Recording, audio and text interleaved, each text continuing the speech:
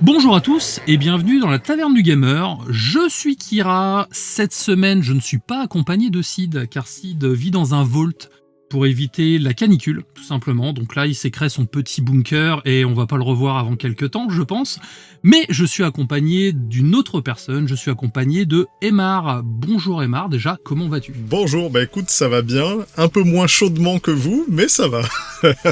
Voilà, parce que Aymar vit donc au Canada, donc nous avons forcément un petit différentiel de température. Alors déjà, avant de commencer, bien sûr, vous avez cliqué, vous savez de quoi on va parler de la saga Fable. Donc c'est un épisode spécial pour cet été. Mais déjà, Aymar, peux-tu te présenter auprès de nos auditeurs ? Qui es-tu ?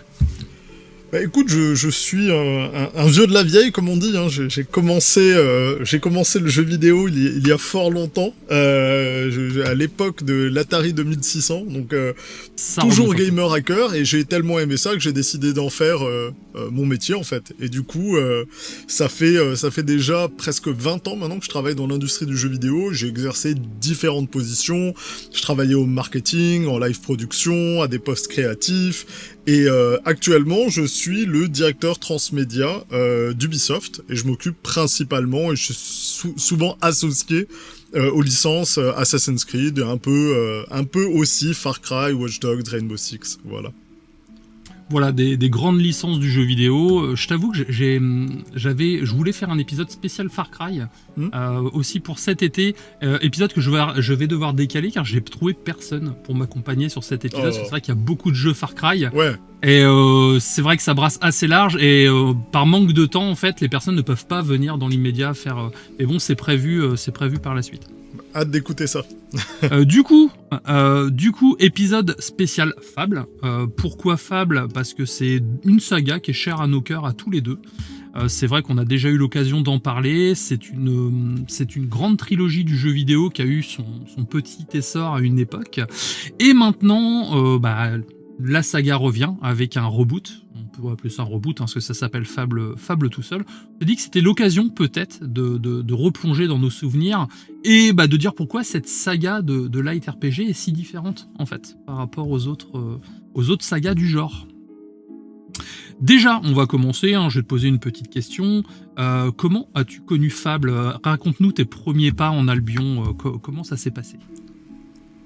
Pour le premier, du coup, tu vois, ça a été comme, je pense, beaucoup de joueurs. Hein. Ça a été avec les présentations officielles Microsoft, ça a été à travers les différentes vidéos, entretiens de Molineux, du studio, et c'est vraiment comme ça que j'ai appris l'existence du projet, et comme beaucoup de monde, j'ai été hyper hooké, surtout qu'à l'époque, au niveau des action RPG occidentaux, on n'en avait pas vraiment tant que ça. Et puis après, il y a eu toute la patte, vraiment unique, du jeu, l'angle, les accents, ça on va beaucoup en reparler. Mais ça a été vraiment comme un joueur. Je l'ai découvert comme tout le monde au travers des présentations officielles, des vidéos, des entretiens. Et il a piqué ma curiosité et je suis tombé dans Fable dès la naissance en fait de la saga.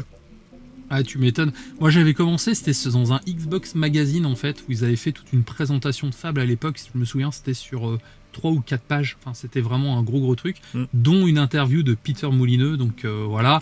Qui, forcément, à l'époque, on connaît un petit peu le bonhomme, mais nous avait vendu quelque chose vraiment de tellement novateur qu'on n'a jamais vu ça, même à notre époque, en fait. Donc, c'est vrai que ce Peter Molineux est un cas particulier, quand même, dans l'univers du jeu vidéo.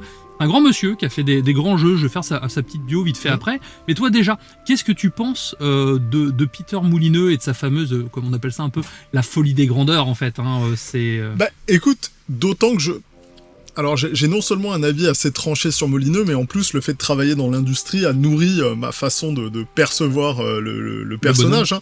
Oui. Mais moi c'est quelqu'un que j'adore. C'est vraiment quelqu'un que j'adore, c'est vraiment un personnage important qui je trouve... et se retrouve malheureusement dans une position où, si tu veux, le mime et le mythe ont dépassé le personnage. Il y a comme un côté où on lui tombe systématiquement dessus d'en faire des caisses, mais la réalité d'un développement est que ton directeur créatif est souvent comme ça, quoi. C'est-à-dire que leur boulot, c'est souvent de rêver et d'essayer de pousser le projet le plus loin possible, et la réalité les rattrape avec les producteurs, les directeurs techniques, et on a tendance à essayer de les ramener sur Terre. Et un jeu, essentiellement, un développement de jeu, c'est fait de concessions. On part dans plein de sens, et puis quand on scope, quand on apprend à déterminer les périmètres, pendant qu'on se lance dans un projet, surtout sur un truc qui a jamais été accompli avant, bah, il y a énormément de trucs qu'on va découvrir en route, hein, de complexité, de ramifications, qui font que tu vas être amené, si tu veux tenir une date à peu près réaliste, à faire des choix. Et ces choix-là, ça va être de couper des éléments. Donc moi, il y a cette espèce de façon de l'accuser de finalement pas délivrer ce qu'il a promis. Moi, je suis persuadé qu'au moment où il fait la promesse, il y croit. C'est-à-dire que c'est vraiment son intention de livrer. Sauf qu'à un moment donné, on se heurte à la réalité des contraintes du développement qui font qu'il en est pas capable, et il faut faire des concessions. Mais je pourrais dire un truc qui est, on lui reproche beaucoup ce qu'il a pas délivré. À date, j'attends encore de voir un jeu qui délivre autant que Fable 1. Exactement. Et ça fait plus de 20 ans et on n'a toujours pas. Personne n'a tenté la même. Donc du coup, tu sais, il y a quand même une forme de respect là-dessus. Et après, je vais pas faire du coup sa bio que je connais par cœur si tu vas la faire derrière, parce que c'est un très très grand monsieur du jeu vidéo, quoi. Eh ben justement, si tu veux, alors déjà oui, tu parlais tout de suite, faut recentrer lors d'un développement. C'est vrai que c'est mieux d'avoir un créatif qui a plein d'idées, justement, plutôt qu'un yes man qui suit bêtement, entre guillemets, un cahier des charges. Et c'est vrai que c'est aussi ça qui nous faisait rêver, moi, à l'époque. Je sais que quand j'ai lu la promesse de Fable, sur une Xbox première génération, quoi, c'était incroyable. Et c'est vrai que, comme tu le disais tout à l'heure, à notre époque, enfin franchement, est-ce qu'il y a encore un créatif avec autant d'ambition qui pourrait nous sortir un Fable à notre époque? Là, on va le voir, du coup, avec un nouveau Fable qui va arriver. Est-ce que ce sera aussi novateur, déjà? Et surtout, est-ce que ce sera aussi ambitieux? Bon, ça, on le verra manette en main. Mais en attendant, je pense que Fable sans Peter Molineux, le jeu n'aurait pas eu la gueule qu'il a maintenant. En tout cas, ça, c'est indéniable. Bah, du coup, comme tu connais bien le monsieur, qu'est-ce que tu peux nous dire, du coup, sur Peter Molineux, un petit peu, sur sa carrière? Ouais, il s'est fait connaître essentiellement avec quelques titres, et notamment un genre particulier qui était le God Game, qu'il a quasi créé avec Popoulos. Ensuite, on a eu toute une série de titres, tu sais, qui sont plus ou moins de la famille. Black and White, qui était un autre titre hyper innovant sur PC, qui te proposait de gérer une créature, et là encore, qui était une créature divine, donc fallait gérer le culte que les habitants lui vouaient, il y avait du terraforming, la créature évoluait physiquement et changeait de style en fonction de son alignement positif. On était déjà dans des trucs. Il y a eu des gros ratages, hein, The Movie, le truc de gestion de studio de cinéma. Tu sais que j'aime beaucoup Tu sais que j'aime beaucoup, moi, The Movie. Hein. Il est sympa. Beaucoup joué. Hein. Moi, je le trouve sympa aussi. Je fais partie des gens, tu sais, je suis fanat de cinéma et fanat de gestion, et je le trouve drôle. C'est ça, en fait. Je trouve que c'est un peu le Theme Park, Team Hospital de la gestion de ciné. Et en ce sens, ça marche bien. Après, il y a aussi le fait que Molineux, à plus distante échelle, et je vais pas faire tous ces jeux, mais il y en a vraiment beaucoup, à distante échelle, en plus, c'est aussi le papa de Lionhead, il est aussi associé à Bullfrog, et donc pour les gens qui connaissent plus ou moins, bah, t'as du Magic Carpet, t'as du Syndicate, t'as du Theme Park, tu regardes les jeux qu'il a touchés plus ou moins, auxquels il a été associé, ceux qu'il a conduits directement. Je veux dire, pour tous les PCistes ou les joueurs de cette époque, années 90-2000, le mec, c'est un monument, quoi. Je veux dire, c'est-à-dire qu'à un moment donné, si sa voix a été portée aussi forte, c'est aussi parce qu'il y avait un respect et une déférence au bonhomme, parce qu'il avait livré, quoi. Il a livré énormément pendant des années, mais c'est vrai qu'on n'en était pas à cette mode-là, et d'ailleurs, c'est une mode qui a un peu disparu, si je me fais la parenthèse 2 secondes, qui était la mode de la starification des directeurs créa. Où en fait, les Japonais l'ont toujours fait, parce que bon, dans leur façon de développer, en général, t'as quasiment qu'un nom que tu vois apparaître, qui est celui du gars qui lead, qui peut être producteur, directeur créa, mais c'est de lui dont on parle. Et très souvent, tous les autres sont assez occultés, puis c'est une façon très japonaise de fonctionner, hein. On parle que de Miyazaki dans les films de Miyazaki, mais il y a son équipe derrière, en fait, voilà. Et là, c'est toujours ça, alors que le jeu vidéo, c'est vraiment un effort collectif. Mais c'est vrai que les studios occidentaux avaient décidé, puis tout le monde, hein, on a mis en avant Jade Raymond, on a mis en avant Pat Desilets, on a mis en avant Peter Molineux, on a tous commencé à mettre en avant, en fait, des figures de développement pour essayer aussi d'avoir cet écho, c'était le truc marketing du moment. Et Peter, quand tu lui donnes un micro, il se lâche, hein.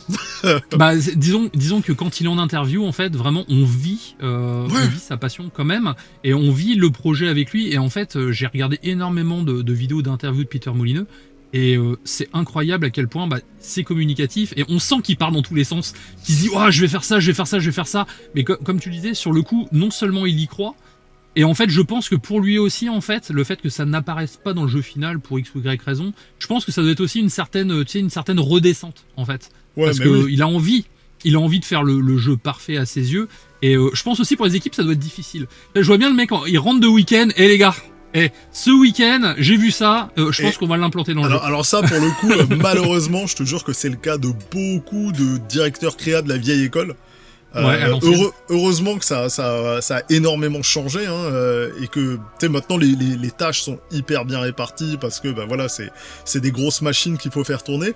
Mais c'est vrai que ça peut être pénible, c'est-à-dire qu'il y a à la fois un côté génial d'avoir quelqu'un qui vient et qui est tout le temps inspiré, il y a un côté assez déroutant quand la personne, elle a pas nécessairement une vision, ce qui je pense n'était pas son cas, et qui du coup, tous les week-ends revient inspiré de nouveaux trucs. J'ai vu ce film, ça m'a fait penser à un truc génial, j'ai joué à ce jeu, mon dieu, incroyable, et du coup, t'arrives pas à trouver en fait le cap, parce que t'es tout le temps en train de sauter d'une idée à l'autre. Lui, je pense que sa vision, l'ADN de sa vision, elle est hyper claire, et c'est pour ça qu'elle est communicative. Le comment on y arrive et la quantité de trucs à générer pour y arriver, alors là par contre c'est le gros du travail quoi. Bah, comme tu disais, toutes les ramifications, je me souvenais d'une promesse qu'il avait faite. C'était par exemple, vous pouvez planter un gland, tu sais, celle-là elle est restée. Forêt. Et tu reviens, c'est un arbre des années après et tout. C'est ça, c'est un arbre des années après. Et ça, c'est quelque chose, moi je me souviens à l'époque, j'étais devant mon livre, j'étais waouh, c'est incroyable quoi. Et bon, c'est sûr que c'est pas arrivé, mais ça n'empêche que j'imagine un petit peu la complexité pour coder ce genre d'éléments en fait dans un jeu, encore une fois dans les années début des années 2000 quoi, sur une Xbox première génération. Et puis tu sais, au-delà du code, parce que en plus tu peux avoir des espèces de shortcuts, puisque dans Fable t'as des bonds dans le temps, donc en réalité ce serait de dire si tu le plantes quand t'es enfant, tu reviens adulte, c'est un arbre ou des conneries comme ça, et pas avoir à le gérer en temps réel. Mais au-delà de ça, c'est comment tu gères ton level art et ton level design quand les joueurs peuvent complètement te péter la carte et faire n'importe quoi avec. En plus, c'est un jeu qui demande, du coup, ça demande de la persistance. En plus, dans le jeu, t'as la problématique qu'il est instancié à mort quand c'était le premier. Donc, tu sais, en réalité, t'as tellement de trucs que, forcément, moi, je suis le producer ou je suis dans un rôle comme ça, je mets cette casquette-là, je te le fais sauter en 2 secondes, quoi. Je te dis, non, mais on s'en fout. C'est-à-dire ce que ça apporte versus les problèmes que ça va générer, jamais de la vie ça a sa place dans le jeu. Et au contraire, ce serait de dire, attends, non, sur quoi on va mettre de l'amour? Et puis là, tu passes sur autre chose. Le système de combat, le vieillissement, le changement du personnage, les relations avec les NPC. Donc tu sais, il y a déjà tellement à faire que, à un moment, faut sortir le jeu, quoi. C'est ça, rien que déjà quand on voit, comment dire, sur Fable, donc on va en parler là quand on va arriver, c'est quand même un jeu qui est sorti en 2004. C'est vrai que aujourd'hui, quand on joue à Fable, on peut se dire que les zones sont peut-être restreintes, c'est peut-être de grands couloirs, mais ça n'empêche qu'à l'époque, on avait tout ça avec des temps de chargement qui étaient quand même assez limités malgré la puissance de la console. Et moi, j'avais quand même cette grosse sensation de voyage en fait à travers ce jeu. Et ça déjà, c'est quelque chose aussi que je connaissais que sur PC, pas sur console en fait. Sur console, quand je lançais un jeu, à chaque fois, on était toujours... soit on partait sur de la 3D isométrique, si on était sur PlayStation, à l'époque, la grande époque des Final Fantasy ou des choses comme ça, on voyageait, mais c'était pas pareil. Et là, on pouvait voyager en 3D, en temps réel, en fait, et ça, c'est quelque chose, je pense, qui a insufflé, on va dire, tout le développement de son titre, en fait. Parce qu'encore une fois, on est quand même en 2004. Ouais. On va parler du premier Fable, du coup, donc je vais faire le synopsis. Le premier Fable se déroule dans le royaume d'Albion. On y incarne un jeune garçon dont le village est détruit par des bandits. Il est recueilli par la guilde des héros, il grandit pour devenir un héros dont les choix moraux influencent son apparence, sa réputation et le destin du royaume. Donc l'histoire oppose le protagoniste au puissant Jack of Blade et il explore les thèmes du pouvoir, du libre arbitre et des conséquences de ses actes en fait. Et rien que là-dessus, en fait, moi quand je lis ça, je pense toujours au livre dont vous êtes le héros. Je sais pas si toi ça te fait un peu ça, les livres que je lisais quand j'étais au collège en fait. Alors non seulement oui, j'ai lu ces livres au collège, mais en plus je suis retombé dans la collection. Je vais pas te les sortir à la caméra, mais je suis rendu à pas mal. C'est-à-dire que les loups solitaires, tous les cycles, je les ai, les Sherlock Holmes, Super Sherlock, enfin bref, je suis retombé dedans. Et j'ai plus d'une centaine de livres dont vous êtes le héros. Donc oui, ça me parle beaucoup. Et effectivement, c'est super important de poser la genèse du premier parce que c'est littéralement lui qui définit tout ce que la saga va être après.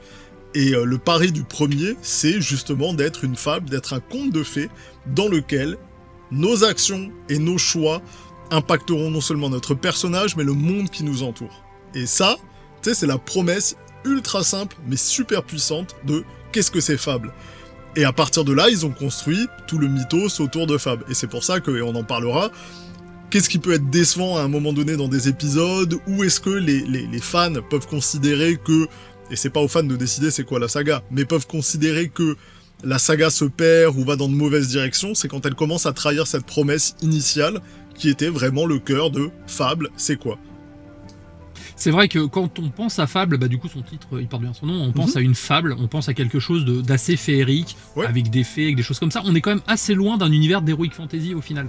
On est vraiment dans un style qui est très, très proche du conte. Bah oui, mais complètement. T'es beaucoup plus dans les contes de Grimm que t'es dans de la fantasy classique, ça c'est certain, ouais.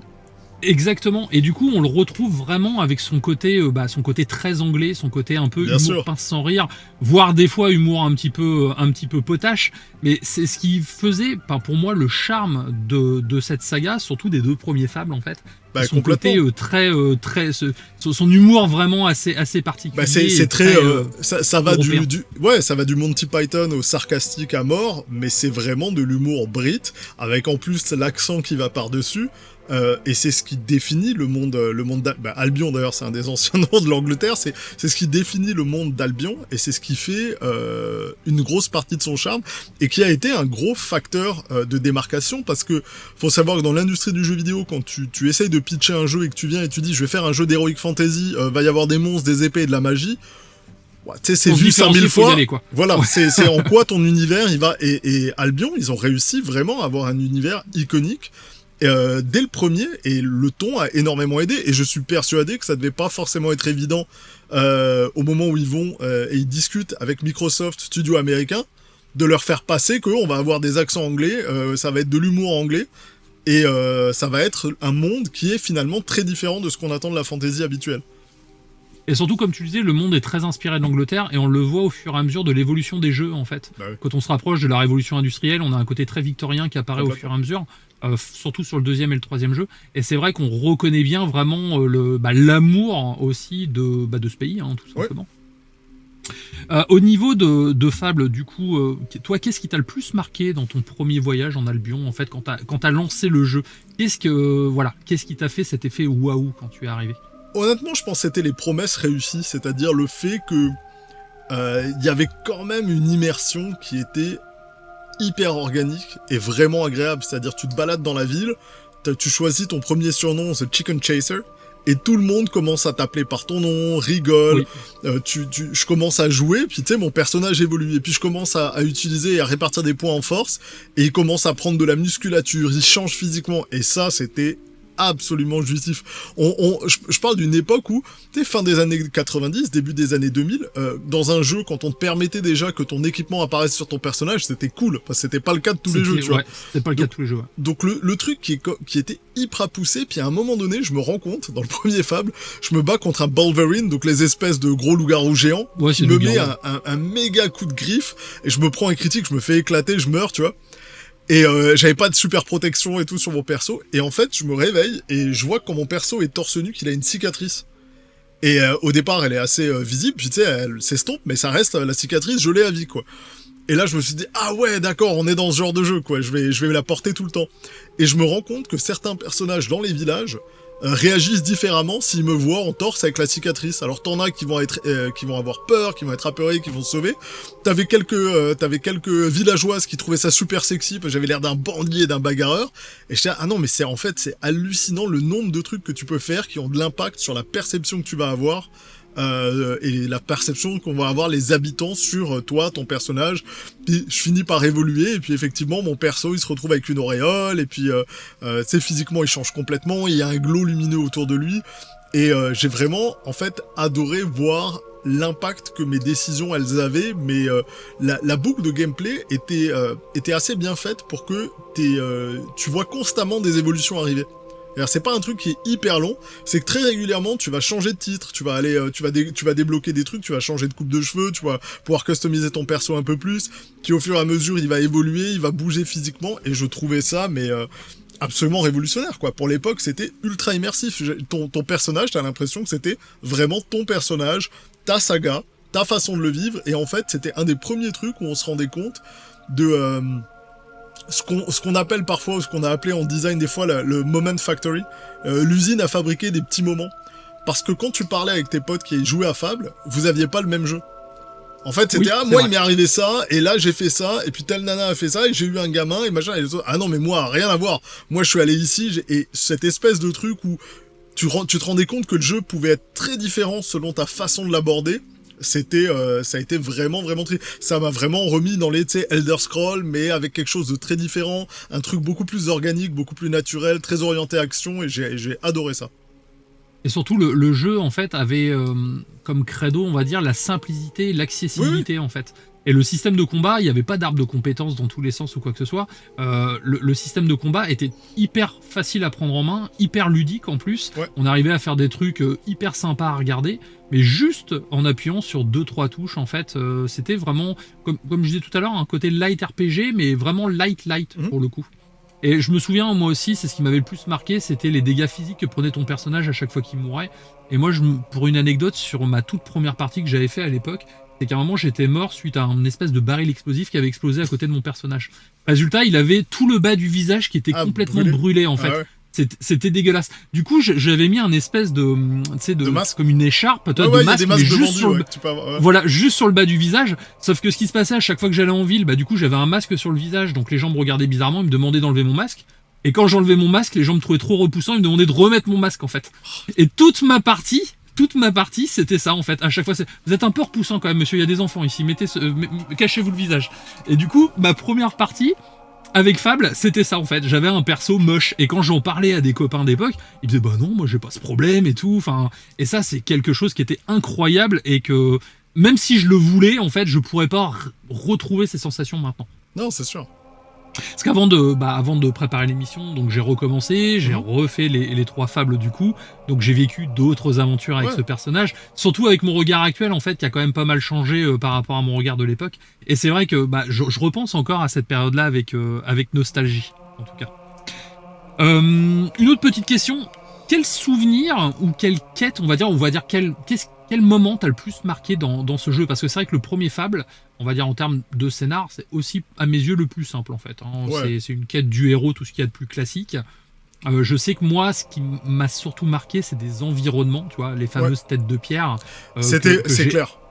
Que j'ai adoré faire. Les mini-épreuves des têtes de pierre, c'était... Ouais, clairement. Et il y avait franchement des épreuves qui étaient très très drôles, franchement à l'anglaise, et elles avaient toutes des personnalités différentes. Je sais que moi c'est quelque chose, quand je pense à Fable, je pense à ça directement. Ah mais pareil. Est-ce que toi, c'est pareil toi aussi? Non, et il y a un côté moi ça me fait très penser à Jim Henson et Labyrinthe. Oui, le film Labyrinthe, mais moi ça me... Tu vois, ça j'ai comme dans mon cerveau une connexion, une ligne directe entre les deux. Entre les deux, oui. Ouais, et ça fait que ça m'a vraiment marqué, et c'est un des trucs que j'ai hâte de... À chaque fois que je recommence Fable, tu sais, j'ai aussi la version Lost Chapter sur PC, j'ai la version aussi sur... Quand je relance une partie, c'est un des premiers trucs vers lequel je fonce, quoi. C'est refaire ces épreuves, et il y en a qui sont costauds, hein. Il y a des épreuves avec des trucs de combat, elles sont pas si simples que ça. Il y a des épreuves par rapport au combat, mais aussi des épreuves un petit peu plus loufoques. Comme par exemple, il y en a un, faut que tu ramènes une nana. Je sais pas si tu te souviens, faut que tu ramènes une nana et faut que tu aies couché avec cette fille-là pour que le mec il accepte, enfin la porte accepte de te laisser passer. Et voilà, c'est des petits détails comme ça. Et moi je me souviens à l'époque, j'avais pas trop compris le truc ou quoi, et j'avais fait pour pouvoir finir toutes les portes, j'avais utilisé la fameuse Solus en papier de l'époque. Je crois même que j'avais été sur jeuxvideo.com. Et ça, c'est des choses aussi, pareil, qui marquent, parce que les mecs ils se sont vraiment taper plein de délire juste sur la partie porte en fait. Et ça c'est quelque chose qui m'a quand même pas mal marqué pour le coup. Par rapport au premier Fable, donc comme on le disait tout à l'heure, on est sur un univers très féerique. On a un personnage, donc on a un petit garçon au début. On peut pas choisir le sexe encore dans ce premier épisode, on a forcément ce petit garçon. Et notre but, c'est de retrouver donc notre sœur qui a disparu. Au niveau de l'ennemi, si tu veux, enfin du principal antagoniste, qu'est-ce que tu peux me dire dessus? Qu'est-ce que tu en penses, toi? Est-ce que c'est un ennemi que tu as trouvé marquant, ou au contraire, est-ce que tu trouves que c'est peut-être quelque chose d'un poil plus générique par rapport à cette saga? Non, mais c'est sûr que le premier épisode n'est pas celui qui brille le plus par la trame narrative. En revanche, là où il est très très fort, c'est sur le lore building. C'est-à-dire que la construction de son univers est absolument géniale et cohérente. Les références justement au monde des contes de fées sont légion et elles sont hyper bien implantées. Le scénario, lui, est beaucoup plus classique parce que tu sens qu'à l'époque, l'idée, c'était plus de te donner un canevas pour exprimer ton personnage plutôt qu'à te raccrocher à un but ultra fort et très très défini qui finalement aurait probablement pris le pas. Alors, je suis pas en train de dire faut écrire des personnages plats et machin. Je veux juste dire, c'est un vilain assez classique. On est au niveau d'un film Marvel, quoi. C'est pas, ça vole pas haut. C'est ça, et je trouve qu'il avait un bon design à l'époque avec le look, avec sa capuche, le masque ou quoi que ce soit. Et ce qui est bien, c'est qu'en fait, moi j'aime bien dans ce genre de jeu, c'est quand l'antagoniste n'est pas non plus super profond et le protagoniste non plus, c'est que souvent je me fais mon histoire parallèle, tu vois. Je m'invente une petite histoire au-delà de l'histoire, un background, des choses comme ça. Et je trouve que c'est franchement merveilleux en fait pour faire travailler l'imagination. Je sais que ma fille, elle a 17 ans, elle a commencé Fable, c'était quand, l'année dernière, on s'est mis dessus, donc elle a fait les 2 premiers. Là, elle va attaquer le 3e. Et pour un jeu qui a autant d'années, en fait, ça marche encore super bien sur la jeune génération. Parce que du coup, il y a ce côté un petit peu, on vit une aventure et on peut aussi nous-mêmes raccorder les ponts, en fait. Donc ça, c'est quelque chose qui m'a toujours marqué. Pareil, on avait un système donc de choix moraux donc tout au long du jeu, donc on le disait tout à l'heure, qui pouvait nous permettre d'être vertueux, au contraire d'être une des pires crapules. C'est vrai que ces choix avaient comment dire, ça apparaissait directement sur le physique du personnage. Si on était un enfoiré, on se retrouvait avec un espèce de démon avec des cornes énormes et avec une musculature un peu plus développée.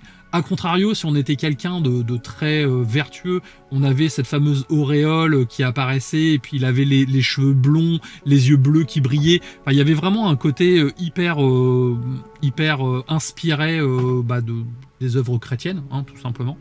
Moi je sais que ça marchait bien à l'époque sur moi. Le seul truc c'est que ça m'emmerdait que mon personnage ait une auréole. Je sais pas pourquoi, ça m'embêtait. Donc je m'arrêtais toujours avant, tu vois. J'étais toujours avant d'oser parce que je voulais pas me balader avec cette auréole qui flashait un petit peu trop. Mais ça c'est quelque chose que j'espère retrouver justement dans le prochain Fable. Et a priori on en parlera tout à l'heure, mais ça n'a pas l'air d'être le cas. Ouais, probablement moi la seule limite que je voyais dans le premier Fable, parce que in fine j'ai passé un hyper bon moment, c'est un jeu que j'adore. C'est probablement le manichéisme exacerbé du côté bon et méchant, dans le sens où il y avait pas vraiment de subtilité. Tu vois, c'est pas, tu te retrouvais pas binaire, face blanc ou noir. Ouais, et c'est même pas des choix légèrement cornéliens ou qui te penchaient sur. Non, c'était littéralement. Tu trouves un gamin qui vient de se faire battre, c'est limite. Écoute, est-ce que tu l'achèves et tu brûles son cadavre et tu chies dessus, ou alors est-ce que tu lui donnes une petite potion de soin pour l'aider? Ça veut dire, non, mais les gars, tu sais, il y a peut-être un monde entre les deux où on est un peu plus dans le gris, puis non. Fable 1, c'est vraiment les deux extrêmes, quoi. Surtout sur la fin du jeu, en fait, on va pas spoiler, mais le choix final, je trouve que c'est un choix aussi qui est très c'est manichéen. Binaire Et puis, ça peut aller en contradiction avec son personnage. On peut être un enfoiré tout du long et au final gagner tous nos points de vertu sur la fin juste en faisant le bon choix, en fait. Et ça, c'est dommage. Alors, c'est toujours plus ou moins le cas sur Fable 2. Ouais, je pense et que plus nuancé sur le 3. L'idée sur le choix de fin est plus dans l'idée de la rédemption. Tu peux être une grosse crapule, mais t'as toujours une rédemption, c'est un conte de fées. Mais moi, c'est même plus sur le long et la construction, tu vois, où je trouve que des fois, c'est vraiment abusif, quoi.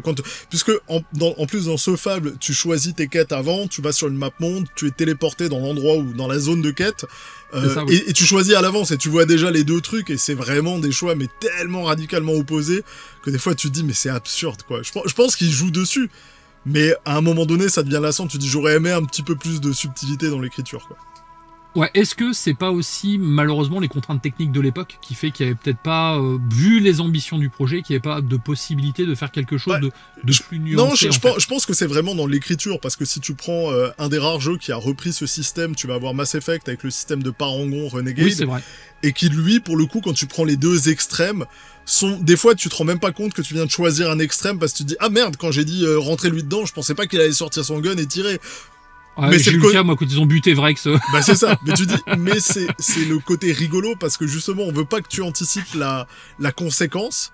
mais que tu C'est ça. restes dans le jeu de ton personnage, donc je pense que quelque chose de plus proche, et puis voilà, en même temps c'était le premier, donc voilà. Oui, forcément, ça joue par rapport à ça. C'était un peu, on va dire, un peu on va pas dire la bêta, mais un peu le prototype de Fable 2. Donc justement, on va en parler un petit peu de Fable 2. Fable 2 qui est sorti le 21 octobre 2008, donc il est sorti 4 ans après le premier Fable. La grosse différence, c'est qu'il est sorti sur 360, contrairement au premier Fable qui était sorti sur la première Xbox. Au niveau du synopsis, donc ça se passe 2 siècles après le premier jeu. L'Albion est rentré dans l'ère industrielle, donc on en parlait tout à l'heure, on se rapproche de plus en plus du Londres victorien. Là, cette fois, on y incarne un orphelin, donc qui cherche à se venger du tyrannique Lord Lucien. On peut choisir un homme ou une femme, donc ça c'était la première nouveauté de ce Fable 2. Donc au fil de l'aventure, on va rassembler des alliés. On va découvrir un ancien héritage héroïque, donc ça c'est le lien par rapport au premier Fable et la guilde des héros, on n'en a pas parlé tout à l'heure, on va peut-être en parler du coup sur ce Fable 2. Et toujours comme dans le premier opus, donc nos choix vont influencer l'histoire, mais au-delà de ça vont aussi influencer les relations avec les PNJ qu'on va croiser dans le royaume d'Albion, parce que là maintenant on a pu que on a un autre, alors de mémoire, je sais pas comment l'expliquer, mais tu sais on a 2 barres en fait. On a la barre donc de vertu, où on va être donc hyper noble, au contraire une crapule. Mais on a une autre barre en fait, où là on va plus être sur le côté, soit on est quelqu'un de plus avare, on va dire, ou qui profite des choses, ou au contraire de quelqu'un qui est beaucoup plus noble. Et du coup, ce qui est bien, c'est que ça permet aussi de mixer un petit peu les deux. On peut être une personne très très vertueuse et très très bien, mais à côté, avoir acheté toutes les maisons du secteur, avoir fait péter tous les loyers et être de ce côté-là, on va dire une espèce de crapule. Donc ça rend quand même le jeu moins manichéen. Je sais pas ce que t'en penses. Oui, bah le 2, c'était la formule classique des séquelles à l'époque, qui était tout en mieux. T'avais cette espèce de côté, tout ce qu'on n'a pas pu mettre dans le premier, là on le fout dans le deuxième, et le petit saut dans la génération a pour principal impact un changement de ton qui se rapproche un peu plus d'Oliver Twist et de ce genre de trucs en Angleterre. Quand on commence par exemple au début, ouais, c'est complètement ça. Et en même temps, t'as des armes à feu, tu vas avoir des premiers trucs qui commencent à se pointer, il y a des petits changements qui apparaissent, mais basiquement, c'est tout en mieux, avec en plus un chien, et ça, c'est super. Ça, c'est la meilleure feature du jeu. Le chien, justement. D'ailleurs, quand tu avais l'édition avec les DLC que tu pouvais acheter derrière, tu pouvais changer le skin de ton chien. Oui, oui. T'étais pas obligé d'avoir le chien fourni avec. Et c'est vrai qu'on s'y attache, en fait, à cette créature c'est super bien de fait, pixels, en fait. C'est super bien fait, on s'y attache. Il est toujours là à japper, il va aller... te montrer trouver des trésors, il va aller récupérer des trucs, il récupérait des potions et tout. Enfin, vraiment, on a cette sensation de vivre son aventure avec son fidèle compagnon, en fait. Et ça, c'est quelque chose que trop rarement été fait dans le jeu vidéo, en fait. Et rarement aussi bien. C'est-à-dire que même les gens qui ont connu Fallout avec ton berger allemand étaient super contents. Avec Canigou. Il est loin de l'interactivité que tu vas avoir, des fonctions, de la manière dont tu as un build-up comme celui de Fable 2, quoi. Donc pour moi, ça reste encore un des meilleurs dogos du jeu vidéo. Parlons de Fable 2, donc Fable 2 qui est sorti le 21 octobre 2008, soit 4 ans après le premier Fable. Donc comme on le disait tout à l'heure, Fable 2 est sorti sur une autre génération de consoles, donc on est passé de la Xbox Fat à la Xbox 360, donc ce qui est quand même un sacré gap in-game, on en parlera tout à l'heure. Au niveau du synopsis, le jeu se déroule 2 siècles après le premier Fable. Albion est entré dans l'ère industrielle. Dans ce jeu, on y incarne un orphelin, donc garçon ou fille, petite nouveauté, qui cherche à se venger du tyrannique Lord Lucien, responsable d'un drame personnel. Au fil de l'aventure, on va rassembler des alliés, découvrir un ancien héritage héroïque, donc en rapport avec la guilde des héros. Et comme dans le premier opus, bien sûr, les choix vont influencer l'histoire, les relations avec les habitants et surtout l'évolution du personnage.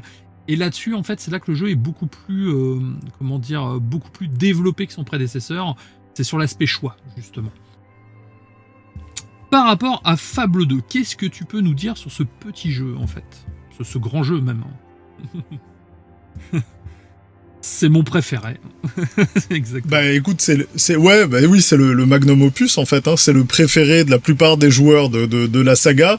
C'est celui qui fait comme on faisait beaucoup à l'époque, c'est-à-dire il a ajouté au premier. C'est-à-dire le premier qui était un jeu révolutionnaire pour son époque, apparaît comme un galop d'essai. mis en face de Fable 2, dans lequel on va plus loin sur tous les aspects. Donc effectivement, on a plus de tout. On a plus de compétences, on a plus de customisation, on a plus de choix. On est dans une époque qui fait plus Oliver Twist, on est plus avancé dans le temps, on a accès aux premières armes à feu, on a surtout le meilleur chien de l'univers du jeu vidéo avec lequel on peut développer un super rapport qui va... Mais ouais, franchement, elle est géniale. Puis... Et tu sens en fait tout le passif du studio, Black and White, toutes les expériences qu'ils avaient fait sur l'IA, tellement le chien est réactif, réaliste, tellement il peut être utile, il va te montrer des chemins, découvrir des trucs. Tu sais, aujourd'hui, quand on parle de narration environnementale, quand on est en admiration devant Ghost of Tsushima, et puis le fait d'utiliser l'environnement pour te porter dans le... Ben, en fait, t'avais déjà des trucs super cool qui se faisaient à l'époque, notamment le chien à l'intérieur de Fable 2, qui en plus, lui aussi, peut changer, évoluer comme toi, c'est-à-dire sa race va changer en fonction de ton affiliation, de tes affinités. Donc, c'est vraiment un jeu qui fait tout plus et mieux, plus généreux, il va plus loin dans tous les aspects, jeux, ouais. Et en ce sens, il se rapproche encore plus des promesses initiales de Peter Molyneux. Puis moi, un des trucs qui m'avait marqué sur ce jeu, ça a été à la sortie, en réalité longtemps après la sortie, Molyneux regardait des post-mortem et disait, puisque maintenant on était dans des générations de consoles où on arrivait à tout traquer, ce que font les joueurs, à quel moment, et c'est pas uniquement les achievements que les joueurs voient, mais c'est vraiment en jeu, c'est-à-dire ce que tu fais, le type d'arme que tu utilises le plus, est-ce que tu utilises beaucoup la magie, Et lui était un peu dégoûté de se rendre compte que la vaste majorité des joueurs n'utilisaient pas ou ne voyaient pas 80% des features qui étaient développées dans le jeu. En gros, toi et moi, on fait une run. Elles vont être non seulement très différentes, mais en plus, on sera pas exposé à une vaste majorité de systèmes parce que on n'aura jamais essayé, on se sera jamais baladé à un endroit particulier, on n'aura jamais poussé le jeu dans ses retranchements ou parce qu'on aura choisi d'être gentil ou pas méchant, on n'aura pas eu accès à certains éléments. Et ça le frustrait. Et moi, je trouve ça assez drôle parce qu'au final... c'est plutôt un des trucs que moi je trouve séduisant. Je trouve la promesse de dire que on met des quantités phénoménales de systèmes dans un jeu et la plupart des joueurs ne seront exposés qu'à une toute petite partie. Je trouve qu'en termes d'histoire à se raconter, de replay value, de puissance de la proposition, on est complètement aligné. En fait, t'as pas envie, sur ce type de jeu, d'avoir des expériences très linéaires où tu dirais les joueurs ont tous expérimenté 90% des... non, ça veut dire qu'ils ont pas fait d'expérience. Ça veut dire que ton jeu est balisé, voilà, et on les force à faire des trucs. Et la beauté, je trouve, de ce genre de jeu, c'est d'avoir cette espèce de sensation d'être le premier à découvrir un truc, ou d'être le seul à avoir pensé à faire quelque chose, et je trouve qu'il y a un côté grisant en tant que joueur. Et moi, c'est vraiment c'est de loin mon préféré de la saga, quoi. Sur la partie expérimentation, moi, c'est ce que j'aime dans les jeux. J'ai horreur qu'on m'explique tout, en fait.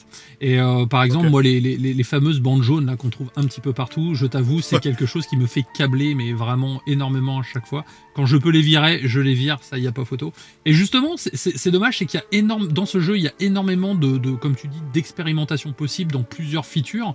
Des choses qu'on découvre au bout de la 3e ou 4e run parce que c'est des choses qui sont logiques mais qu'on nous a pas expliquées. Mais à côté de ça, c'est à partir du 2, tu sais, on va avoir cette espèce de chemin lumineux un peu balisé qui va nous guider dans Albion. D'un côté, c'est plus simple, c'est même beaucoup plus facile pour s'orienter, mais je trouve que c'est dommage parce que c'est un peu antinomique par rapport à ce que nous propose le jeu initialement. Donc je me suis toujours demandé si c'était des choix conscient du studio ou si c'était pas quelque chose d'imposé, car on se retrouvait avec des zones qui étaient plus ouvertes. Alors, imposé par qui, du coup ? Imposé par des testeurs peut-être, parce qu'il y avait peut-être des gens qui se perdaient, ou tu vois, oui, alors, plus dans ce en fait, style-là, tu vois. Alors oui. Oui, c'est ça. Alors, mais ça, les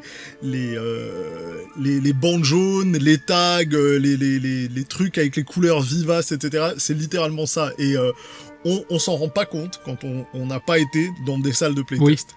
Mais le jour où tu fais un jeu, et puis toi, ça te paraît évident, et tu vois 3/4 des joueurs, et on prend évidemment des samples représentatifs, il y a des tonnes et des tonnes de joueurs qui viennent, on leur demande à combien de jeux ils ont joué, auxquels, leur gamer tag, les trucs, etc. Donc, t'as des cohortes de joueurs, t'en as qui sont expérimentés, d'autres moins. Quand on voit 3/4 se ramasser et se balader pendant 5 minutes, et pas savoir quoi faire, et tourner en rond, et bloquer sur un élément évident, tu sais que ça génère de la frustration. Et on sait aussi qu'un 5, 10 minutes, un quart d'heure de frustration à pas trouver ton chemin, ça peut être fatal à ton jeu, quoi. Ça peut le faire lâcher. Donc du coup, et du coup, ce type de truc, c'est vraiment là, parce qu'il faut aider toute une catégorie de joueurs qui vont galérer, et c'est pas une minorité. Oui. Hein. Ah oui. Je préfère te le dire tout de suite, c'est clairement la majorité des joueurs pour qu'on en arrive à ces trucs-là. Après, c'est clair que c'est souvent des découvertes de design, tu sais, de « Oh mince, on aurait pu faire comme ça » parce que si t'as vraiment le temps de travailler, si t'as vraiment le temps de bosser ton level design, tes level artistes travaillent ensemble, si tout est hyper fluide et autres, bah en fait, tu ajustes en amont. Tu vois pas ce genre de truc sur un Elden Ring et tu le vois pas sur un Zelda Breath of the Wild. Là...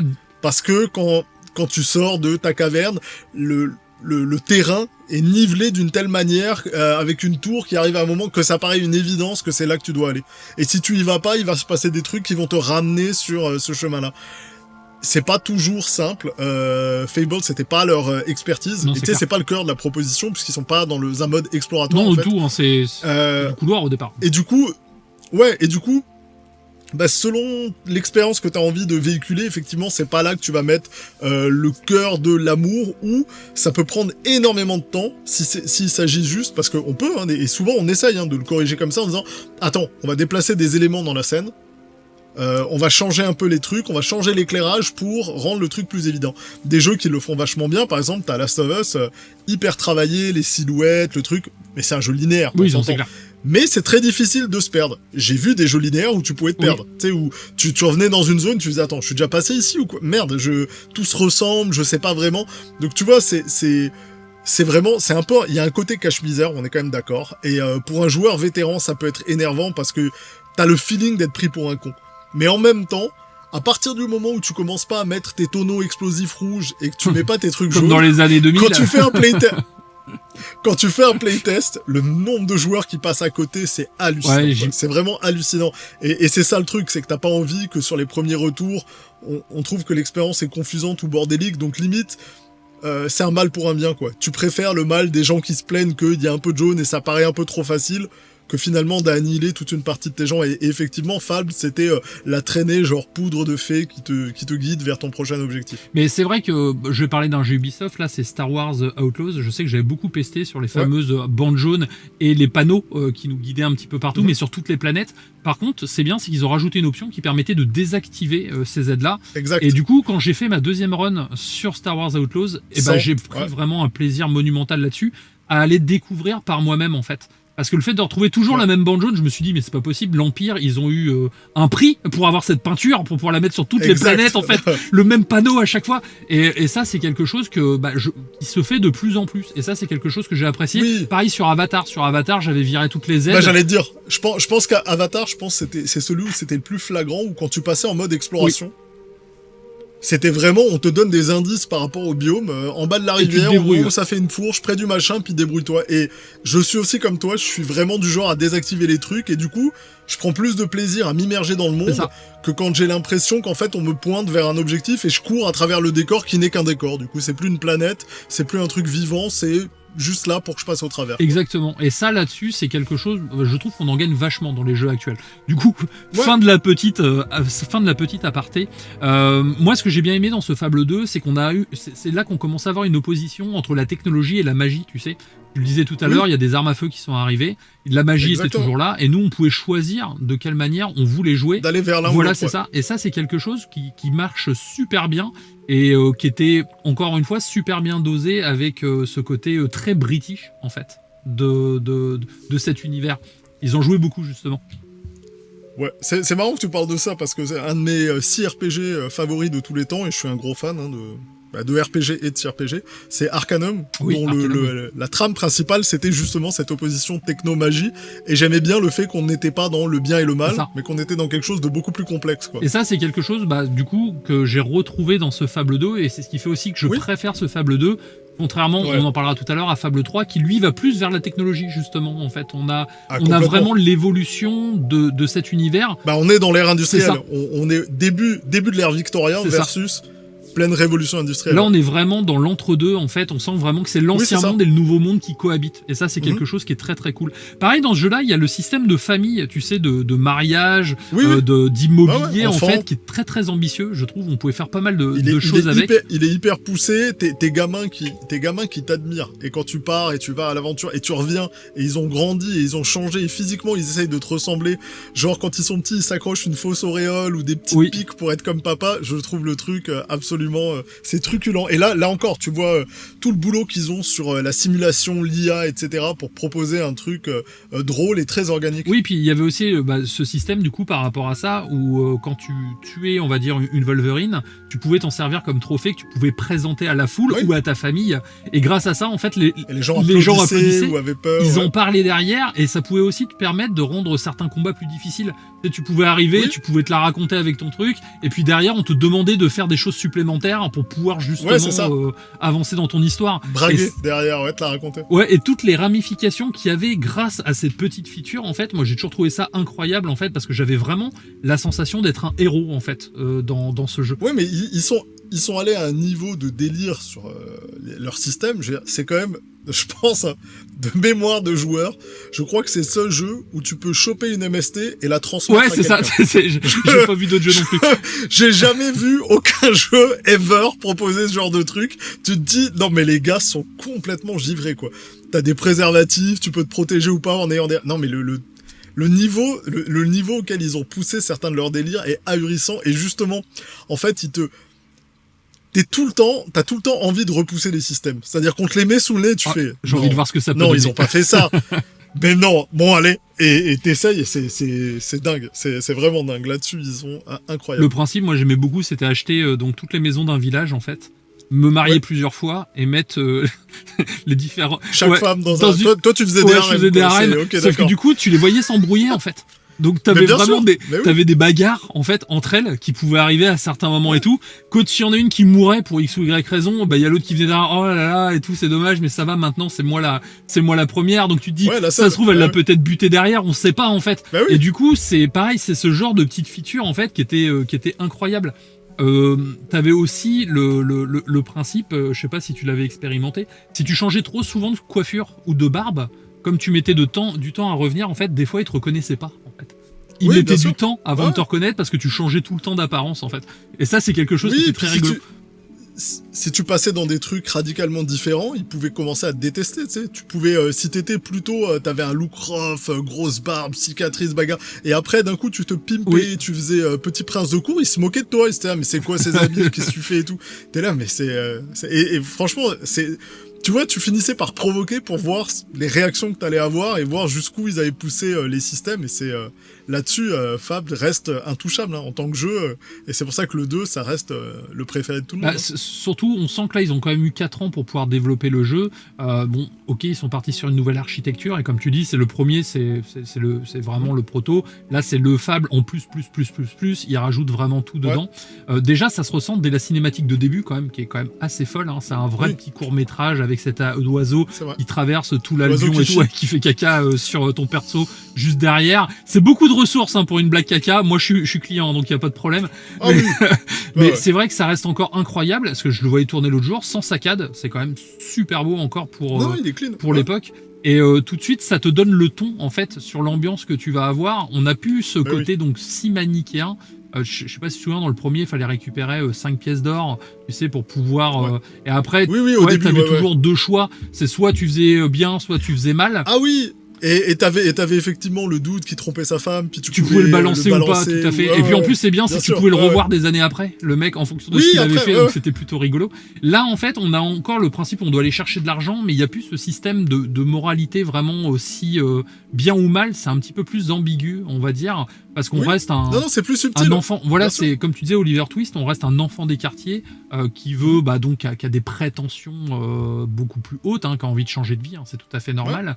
Et c'est là qu'on comprend en fait que du coup, ce Fable va être quand même malgré tout plus nuancé. Encore une fois, le choix de fin, c'est pas vraiment le cas, je trouve, c'est dommage, parce que bon, même si on peut faire un choix égoïste ou non, mais le choix il est quand même très très radical, quand même, c'est l'un ou l'autre. Ah là c'est clair. Après, tu pouvais toujours te débrouiller avec le DLC l'île de Knottel, qui te permettait justement de changer la fin. Mais c'est vrai que c'est quelque chose qui m'a toujours plu.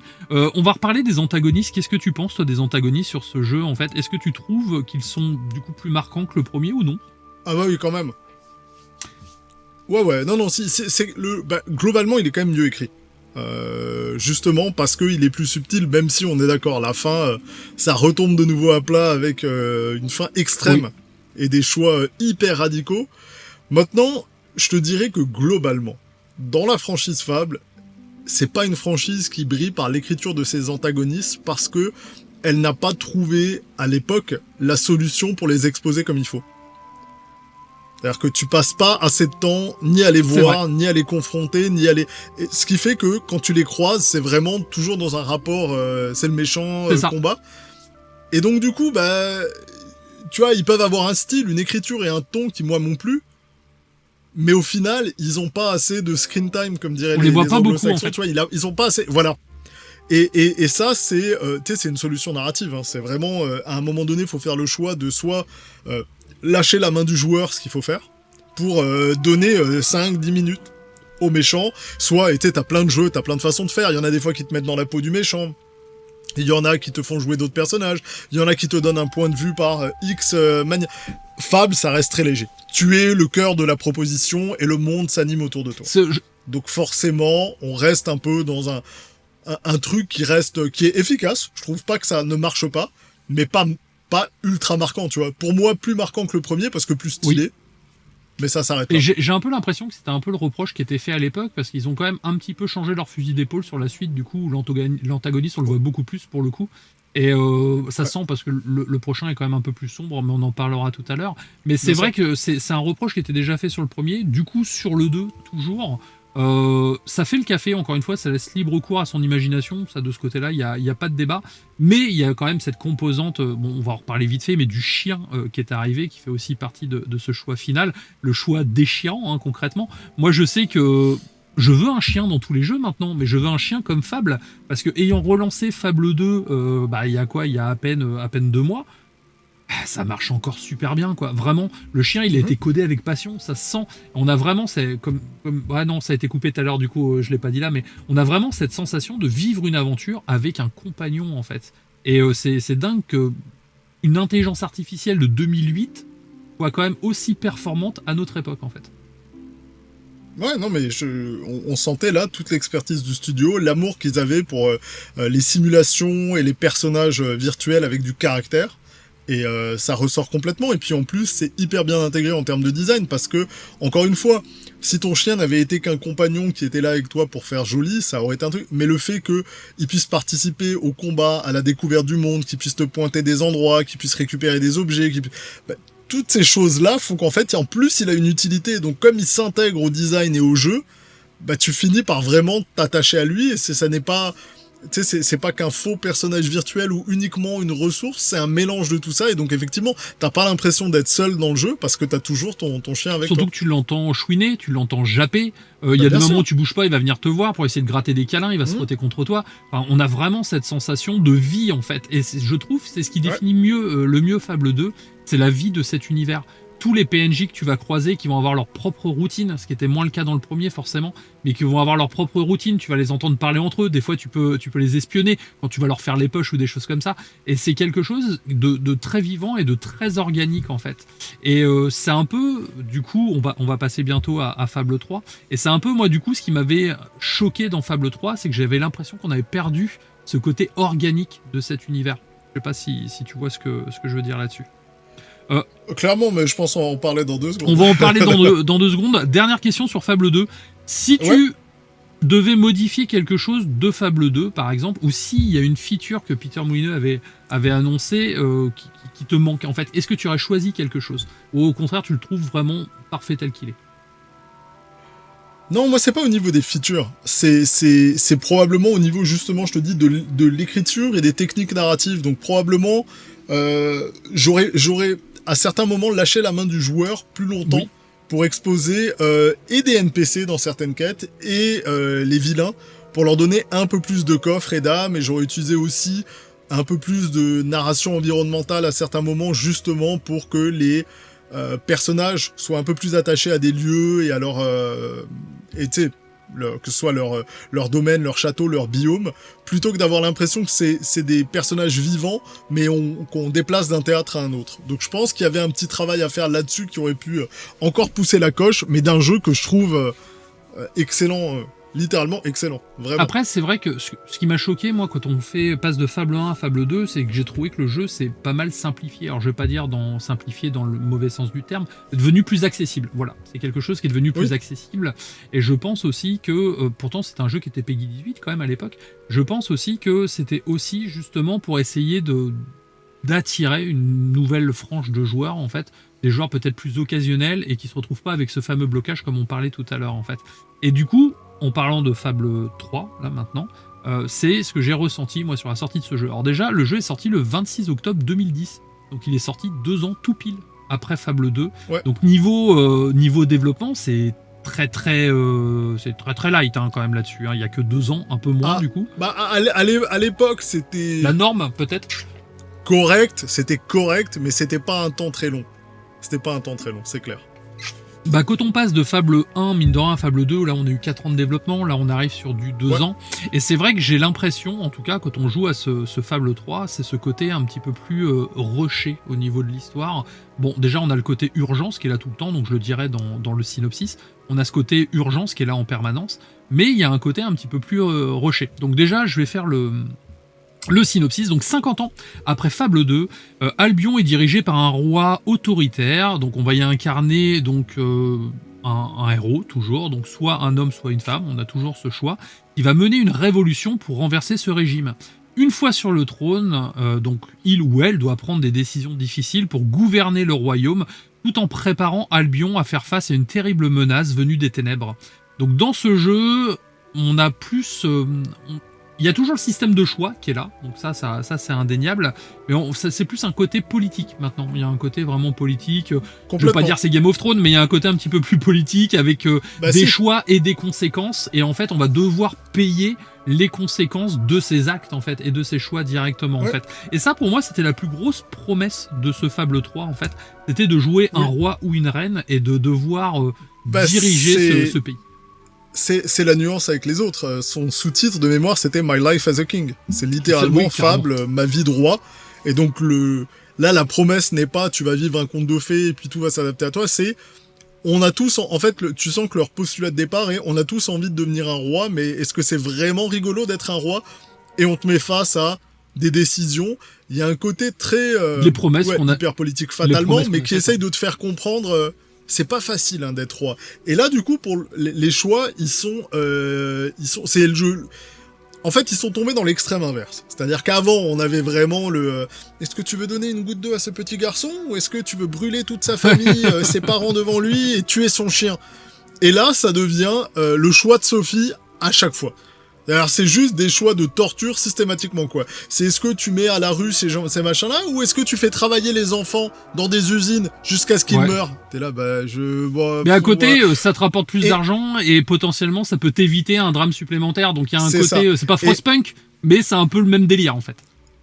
Bah si, ouais, c'est pas loin, parce que c'est cet aspect simulationniste light. C'est-à-dire que on te met en gros un gros chrono de fin du monde, et c'est repris plein de fois. Mass Effect le fait dans Mass Effect 3, tu sais, t'as cette espèce de rush où t'es censé grinder et prendre les meilleures décisions, et tu dois vivre avec les conséquences au moment où la fin du jeu arrive. T'as aussi beaucoup moins finalement de gameplay, d'exploration, de moments où tu te sauves et tu fais des trucs cool, et c'est plus ton personnage qui morphe, mais l'arme qui possède. Oui, c'est vrai. C'est ton arme qui du coup évolue quoi. Alors ce qui est dommage, parce que moi je voulais que mon personnage change, et pire encore, j'ai envie de dire, mais le jeu idéal, c'était les deux. Non, je voulais que mon perso change et mon arme change. Carrément. Je voulais pas l'un ou l'autre. Et mais surtout, effectivement, c'est que le ton a plus rien à voir, parce que là, on est clairement dans l'ère industrielle, donc on te pose ce type de questions qui vont se poser. Il y a moins ce côté féerique. Child's labor, le travail des enfants, la pollution, déloger les gens, etc. Moi, j'avais acheté la collector à l'époque, hein, j'étais content, j'ai mon livre, je l'ai encore et pareil. Tout. Mais le truc qui s'est passé, c'est comme beaucoup de joueurs, à un moment donné, j'ai acheté de l'immobilier, j'ai bloqué ma manette sur le coin avec un élastique pour que le personnage tourne sur lui-même, et je l'ai laissé tourner pendant 24 heures, puis je suis revenu, j'étais méga milliardaire, et à partir de ce moment-là, tous les choix qui impliquaient de si tu fais ce choix-là, ok, tu aides des gens, mais ça va te coûter très cher. Pas de problème. Rien à foutre, rien à foutre. Et j'ai survolé le jeu, et j'ai fait bon, ok, c'était nul, je me suis gâché l'expérience, je relance, j'ai refait le jeu une autre fois, cette fois-ci en jouant le jeu, puis en dealant avec les conséquences. J'ai pas trouvé l'expérience... Honnêtement, j'ai pas trouvé l'expérience géniale. J'ai pas retrouvé le Fable que j'aimais. Il y avait de la blague, il y avait du ton, il y avait Albion dans un futur, mais en fait, tout décollait un peu avec moi. J'aime l'heroic fantasy ou la dark fantasy. Là, j'étais vraiment dans du steampunk, en fait. C'est ça. Ça me plaisait moins. Le ton me plaisait moins. La thématique, tu sais, moi, quand j'ai envie de jouer à un jeu de stratégie, je joue à Crusader Kings, quoi. Oui. Je me fais pas chier.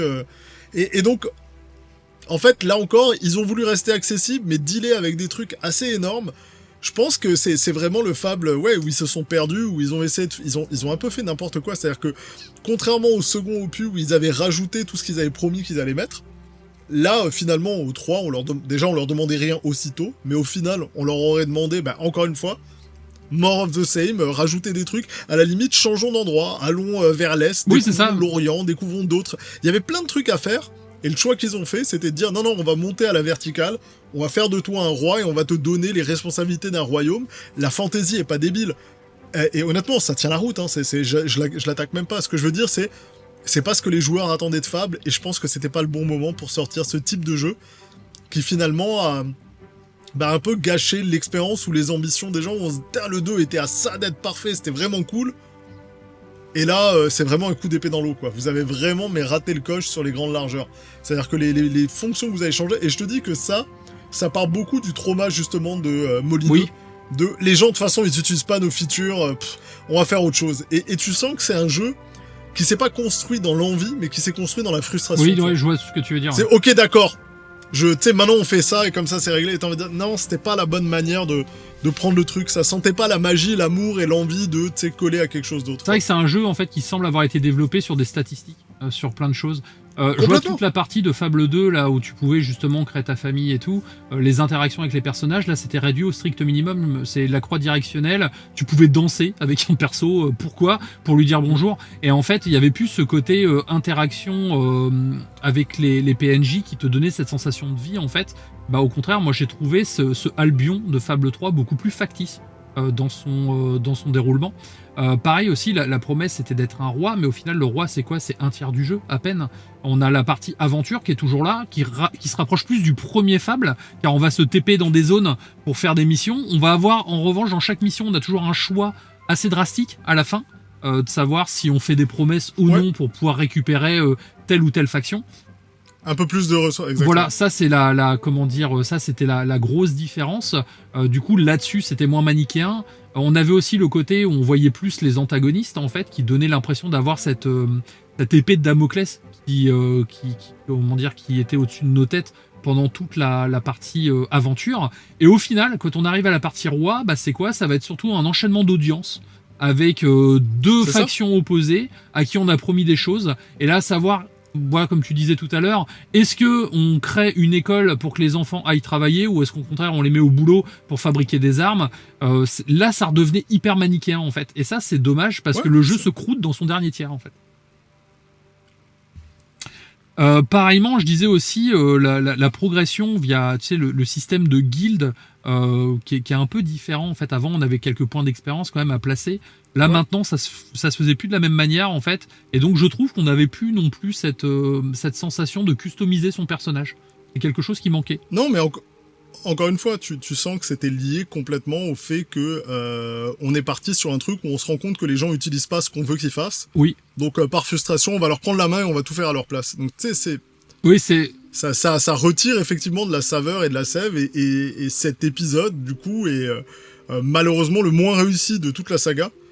Et celui que les joueurs aiment le moins. C'est donc le moins c'est Fable aussi des Fables. Ce qui a un peu creusé la tombe de la saga Fable, c'est qu'ils ont terminé sur une très mauvaise note qui a dû les plomber, Sans compter ensuite la fermeture du studio Lionhead. Voilà, c'est ça. Et puis ça a un peu conduit au départ de Peter Molineux, qui est parti ouvrir son propre... il a ouvert un autre studio, je crois, derrière. Et c'est vrai que... Oui, il a fait un jeu mobile, et là, il a sorti un autre jeu qui se passe dans un monde qui s'appelle Albion. D'accord. Et qui est un jeu de stratégie temps réel, avec des cycles jour-nuit, où en gros, la nuit, tu te fais attaquer, le jour, tu peux partir faire des quêtes et autres, avec de l'humour et autres, et c'est très Peter Molineux. Et il l'a pas survendu, mais c'est très sympa. Là, dit comme ça, moi je suis chaud, je vais aller regarder ça tout à l'heure. Ouais, c'est en early access, écoute, ça se fait, essaye-le, je te dirai je vais regarder ça tout à l'heure, ça me tente beaucoup. Pareil, ce qui m'avait plu, si on revient sur le système de combat, par contre, je trouvais que le système de combat était beaucoup plus percutant dans Fable 3 par rapport aux deux premiers. Parce qu'en plus, on pouvait combiner ces deux sorts ensemble. On pouvait balancer à la fois de l'électricité d'un côté, on pouvait le repousser l'ennemi avec la seconde main, et on avait cette sensation en fait de pouvoir davantage s'adapter avec le système de combat. Donc utiliser que des armes à feu, par exemple, une épée, une arme dans une autre main, et tout de suite ça donnait vraiment l'impression d'être un guerrier en fait et d'être beaucoup plus aguerri que dans les autres fables en tout cas. Tu disais le système d'évolution d'armes. Moi, c'est quelque chose qui m'a pas plu. Moi, je t'avoue, c'est quelque chose qui m'a vraiment emmerdé. Je te dis, elle morphée et tout machin, mais j'étais là, j'aurais préféré que ce soit mon perso. Maintenant, si tu me donnais Fable 2 avec certaines armes qui évoluaient, carrément. Je l'aurais pris. Mais il faut garder la base de Fable 2, ça c'est clair. Est-ce que tu avais essayé le mode coop? Moi, j'ai jamais eu l'occasion de l'essayer. Après, on pouvait faire quelques missions à deux via le Xbox Live. En fait, tu pouvais aller dans le monde de l'autre, et l'autre pouvait venir dans ton monde, mais tu pouvais le faire chier. Il me semble qu'il n'y avait pas vraiment de filtre et que tu pouvais péter pas mal de choses avec des décisions de merde. Donc très vite, tout le monde a fait non. Non, j'invite pas mes amis les débiles dans mon monde. J'avais essayé de faire de trouver des vidéos en fait qui traitaient de ce sujet. Okay. J'ai quasiment rien vu dessus. Je me suis dit sur le principe, ça m'a fait penser à Watch Dogs en fait, où tu pouvais intervenir dans le truc et ça aurait pu être rigolo, mais comme tu dis, si c'était un peu problématique, forcément ils l'ont peut-être pas poussé le. C'est peut-être moi qui ai trop d'amis problématiques. Mais... après c'est possible aussi. Vous savez combien de fois je me suis retrouvé avec des potes en game et qu'en fait, bon les gars, comment ça va se passer? J'avais l'impression d'être Arthur dans Kaamelott, donc c'était pas forcément la bonne ambiance, tu vois. Du coup, sur Fable 3, c'est vrai qu'on est un peu rapide sur celui-ci, mais au final, comme tu le disais, c'est le jeu le plus décevant de la saga. C'est pas celui où il y a le plus de choses à dire. Moi, j'ai vu quand même malgré tout une interview de Peter Molineux après le développement qui disait que ce qu'il a regretté quand même, c'était que le temps était assez court pour pouvoir aussi développer son jeu. Il aurait aimé prendre un peu plus de temps et qu'il était rincé en fait du développement de Fable 2. Et du coup, je pense aussi que ça se ressent par rapport à ça. Donc, il y a peut-être je ne vais pas dire un burn-out, mais il y a peut-être quelque chose par rapport à ça. Là, on va parler des spin-offs moins connus de Fable qui étaient sortis à l'époque, à une grande époque où Kinect devait être le futur du jeu vidéo. Donc là encore, Peter Molineux s'était illustré avec clair. Le projet Ego, tu te rappelles? Ouais, alors vas-y, explique-nous un petit peu, mais je me souviens ça colle bien en plus avec le mec. Mais tellement, en fait, c'était mais qu'il le choisisse lui à ce moment-là. En fait, il y a rien qui faisait du sens, quoi. Exactement. Donc pour présenter le projet Kinect, qui est donc cette caméra avec capteur de Microsoft. Qui servait, en fait, qui était du coup le concurrent pour la Wii, parce que tout le monde avait vu que le système de jeu avec mouvement, donc le motion gaming, était le gros truc exactement qui était capable de casser en fait le paradigme de comment est-ce qu'on va chercher des nouveaux joueurs, simplement en rendant le jeu plus facile et accessible. Donc Sony avait le PS Move, Microsoft avait fait le choix de la Kinect, et un des projets voyait Peter Molineux faire une présentation hyper solennelle avec une intelligence artificielle, donc encore une fois une de leurs marottes, d'un petit garçon. Je crois qu'il s'appelait Elliot, ou je sais plus le nom. C'est ça. Mais d'un petit garçon qui répondait, réagissait en fonction de ce que lui faisait. Puis bon, le tout évidemment, c'était du bullshit, très calculé, c'était scripté à mort. Et c'était projet Ego ou un truc comme ça. Et donc ils avaient survendu ce truc. Et encore une fois, celui-là pour le coup, il est resté dans les annales des trucs que Molineux a promis. Et là, très sincèrement, c'est le marketing qui se sert de son star power et de sa façon de vendre. Alors que on n'est pas dans le délire d'un créatif qui imagine des possibilités. Au contraire, là, on était vraiment enfermé dans, tu sens que... Et alors ça, pour le coup, je vous le dis de l'industrie, mais quand un first party qui a une console et autres développe des nouvelles features, en général, il a envie qu'on les mette de l'avant, et donc ça paye.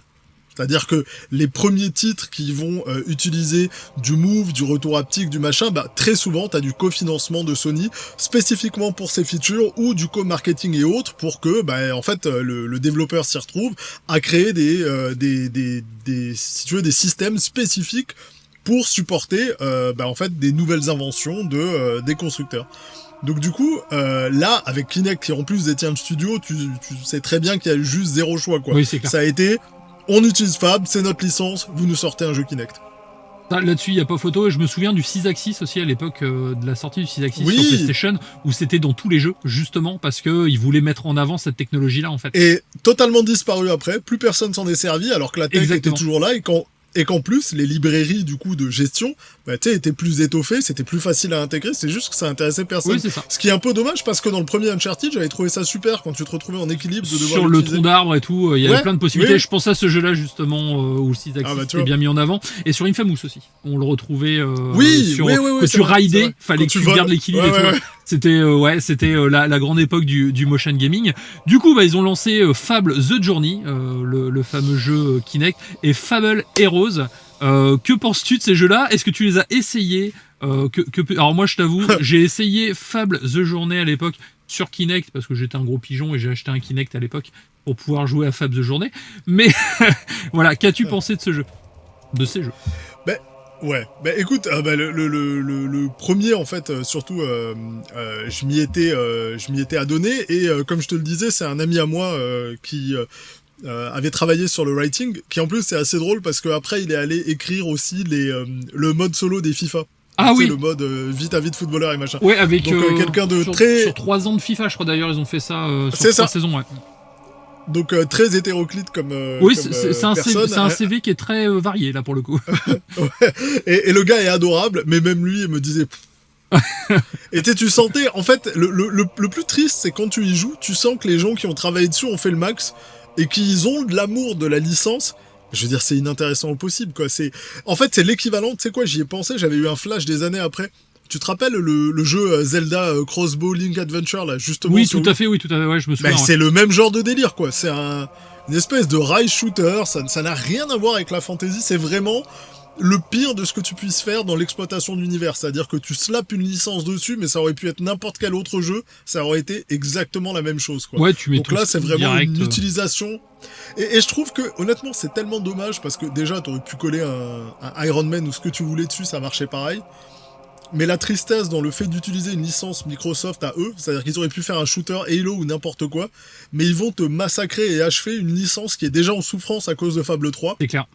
Pour lesquels il y a de l'amour et de l'attente, de voir utiliser comme ça, tu te dis, mais est-ce que vraiment vous pensez qu'il y a une contamination croisée des joueurs de Fable et des gens qui aiment ce genre d'expérience? Bah, le problème, c'est que, comme tu disais, le jeu était déjà en souffrance. La licence était déjà en souffrance. Un rail shooter très court, le Kinect n'était pas non plus super optimisé, hein, parce que ça marchait pas toujours clairement. J'avais ça et le jeu Star Wars dedans, quoi. Ah ouais, je pense que j'ai été bien verni à l'époque. Et c'est vrai que c'est pas spécialement le genre auquel on va penser pour Fable. Ça me fait penser, c'était sur PlayStation dernièrement où ils avaient sorti Until Dawn, je crois, pour le VR. Oui. Le premier c'était le jeu tel qu'on connaît, et le deuxième c'était un espèce de rail shooter aussi un peu style montagne russe. Okay. Pareil, ils avaient vraiment apposé la licence Until Dawn, mais au final c'est juste pour mettre un skin. Il n'y avait pas trop de rapport. Okay. Il n'y avait pas trop de rapport. Et Fable Hero, toi tu l'avais testé, tu en avais pensé quoi c'est un jeu Xbox Live Arcade déjà. Hein. Ouais, abandonné à la vitesse de l'éclair, quoi. Une espèce de beat'em all au perso dégueulasse, le rendu, la DA absolument horrible. Le jeu était pas intéressant. Ça ressemblait pas à Fable en fait. C'était des. Mais non, mais il y avait. C'était les personnages. Alors c'est pas des mics qu'ils appellent ça, c'était les avatars de la 360. Non, mais ouais, c'est ça. Ils ressemblaient aux avatars, ouais. Mais non, c'était absolument catastrophique, c'était ni fait ni à faire. Et à côté de ça, il y a eu un projet avorté, et celui-là je m'en rappelle très bien, parce qu'à l'époque, il y avait un jeu, c'était la mode des jeux en ligne, et donc Fable, les mecs avaient décidé de, on va le dire clairement et simplement, violer la licence dans tous les sens possibles. C'est-à-dire qu'on te fait de l'espèce de shooter Kinect, du beat'em all, tu sais, tous les trucs qui ne sont pas du tout dans l'ADN de Fable. Et là, le dernier, c'était... Et le dernier, c'était leur jeu asynchrone. Tu sais, genre Evolve ou des trucs Ah oui, comme ça. carrément, putain, dans l'univers de Fable, quoi. Dans l'univers de Fable, un des joueurs avait un écran, en général ça pouvait être une tablette connectée via Xbox App, etc. T'avais ta tablette et t'avais 4 joueurs. Les 4 joueurs incarnaient 4 héros différents d'Albion. T'avais une espèce d'épéiste, t'avais un magicien, t'avais 4 héros définis. Donc déjà là, moi j'étais... Attends, on te force à jouer un perso défini. Oui. Non. Dans Fable, c'est un non. Attends, c'est un jeu Attends, c'est un jeu multi. Non, mais y a rien qui va. Et en fait, ils partaient sur ce jeu, ils avaient l'air vraiment d'y croire. Et je me souviens très bien parce qu'à un moment donné, j'avais eu des chasseurs de tête, j'avais discuté avec eux, j'avais été interviewé pour un post chez Lionhead en fait. Feu Lionhead, mais un post pour le coup. Et quand je leur ai parlé de la franchise, ils m'ont parlé de la franchise Fable, puis je leur ai dit, ah ouais, c'est une des rares franchises pour lesquelles je serais prêt à faire le cap, tellement je l'aime, je serais prêt à changer de boîte et tout, parce que c'est vraiment une licence d'amour. Et on en parle, et je leur dis très franchement tout le mal que j'en pense. Donc je leur dis qu'ils comprennent rien à la franchise, je leur dis que c'est absolument aller dans le mur, qu'essayer d'aller au forceps avec du multiplayer, ça ne marchera absolument pas, qu'il y a des franchises vraiment plus adaptées, mais que là, ce que les fans attendent depuis longtemps, et j'y vais de mon laïus sur la customisation, pouvoir vivre des aventures, incarner un héros, un monde qui bouge autour de vous, etc. Et je t'avoue que quand je leur ai dit qu'ils allaient prendre un mur, et je t'avoue que ça fait partie des rares fois dans la vie où quand ça arrive, là je me suis dit, vraiment bien fait quoi. Genre bien fait parce que clairement, les gens étaient au courant, tout le monde vous l'a dit. Pas moi, c'est tout le monde vous l'a dit. Moi je vous l'ai dit, visiblement ça vous faisait du mal de l'entendre. Vous avez continué. Non, mais nous, on a notre stratégie. Il est arrivé exactement ce qui devait arriver quoi. À un moment quand tu comprends rien ni à ta marque ni à ton marché, c'est exactement ce qui est censé se passer. Donc ça, là, c'est un des rares cas où t'avais envie de dire, bah écoute, bien fait. Vous avez géré comme des cons et ça a mis la licence en dormance pendant très très très très très longtemps quoi. Ouais. Jusqu'à le nouveau Fable qui va arriver l'année prochaine du coup. Ça arrive en février, oui. Je crois. Ça a été un petit peu décalé. Donc on a eu l'occasion de voir une belle présentation quand même sur ce jeu. Moi, un jeu que j'attends beaucoup, je t'avoue, parce que déjà ça reste Fable en fait. Et ce que j'ai vu sur pas mal de points, ça m'a plu déjà graphiquement. Je trouve qu'on retrouve un petit peu cette ambiance Fable. Toi de ton côté, est-ce que t'es confiant par rapport à ce retour de la saga ? Moyennement. Vraiment moyennement. C'est-à-dire que je suis pas du tout complètement effrayé ou atterré par tout ce que j'ai vu, oui. Etc. Mais pas du tout. Je trouve que effectivement visuellement c'est beau, mais je trouve qu'ils sont un peu trop allés dans l'hyper réaliste, tu sais, au niveau des persos. J'aimais bien le côté cartoon. Ouais, je me suis dit, Albion, tu peux quand même tirer un peu la caricature un peu plus, te sauver des polygones et de la technicité pour faire d'autres trucs, mais le jeu est visuellement, de ce qu'on a vu, il est magnifique, j'espère qu'il tourne bien, mais on a des gars derrière qui sont assez solides là-dessus. Moi, j'ai vraiment plus, et tu vois, pour Fable, j'ai vraiment plus peur sur est-ce qu'ils ont compris l'ADN de ce que c'est Fable. En fait, c'est ce qui m'inquiète, moi. Et là, il y a des choses que je vois qui sont rassurantes, et il y a des choses que je vois qui le sont pas du tout. Et donc, c'est pour ça que je suis vraiment entre deux, en me disant peut-être que leur nouvelle formule va me plaire, mais même si elle me plaît, et là, je projette, à quel point est-ce que le jeu va me plaire ? Parce que c'est un excellent jeu riche en possibilités, mais à quel point est-ce que je vais retrouver Fable ? Et là, c'est moi, avec mon cœur de fan, qui a envie de retrouver mon Fable. Et si c'est pas le cas, ça veut pas dire que ce sera pas un excellent jeu d'action-aventure, ou que ce sera pas une nouvelle formule et machin. Et c'est plutôt dans ce sens que je te dis, je suis moyennement chaud. J'ai l'impression, et je suis quasi sûr que ça va être un bon jeu. Je sais pas si ça va être un bon Fable. Le truc, c'est qu'en fait, déjà, un Fable sans Peter Molineux, ça me paraît compliqué quand même, je veux pas dire, parce qu'il arrivait quand même avec ses idées démentielles, ça c'est clair, et surtout, je pense que c'est lui qui avait cette vision de l'univers qu'il voulait dépeindre, en fait. Et surtout, ce que je n'ai pas retrouvé dans les extraits de Fable là, c'est ce côté so British, tu vois. Là, j'ai vraiment l'impression que c'est le gros studio américain qui va essayer pas de singer, mais de créer une nouvelle IP sur la base de cette licence existante.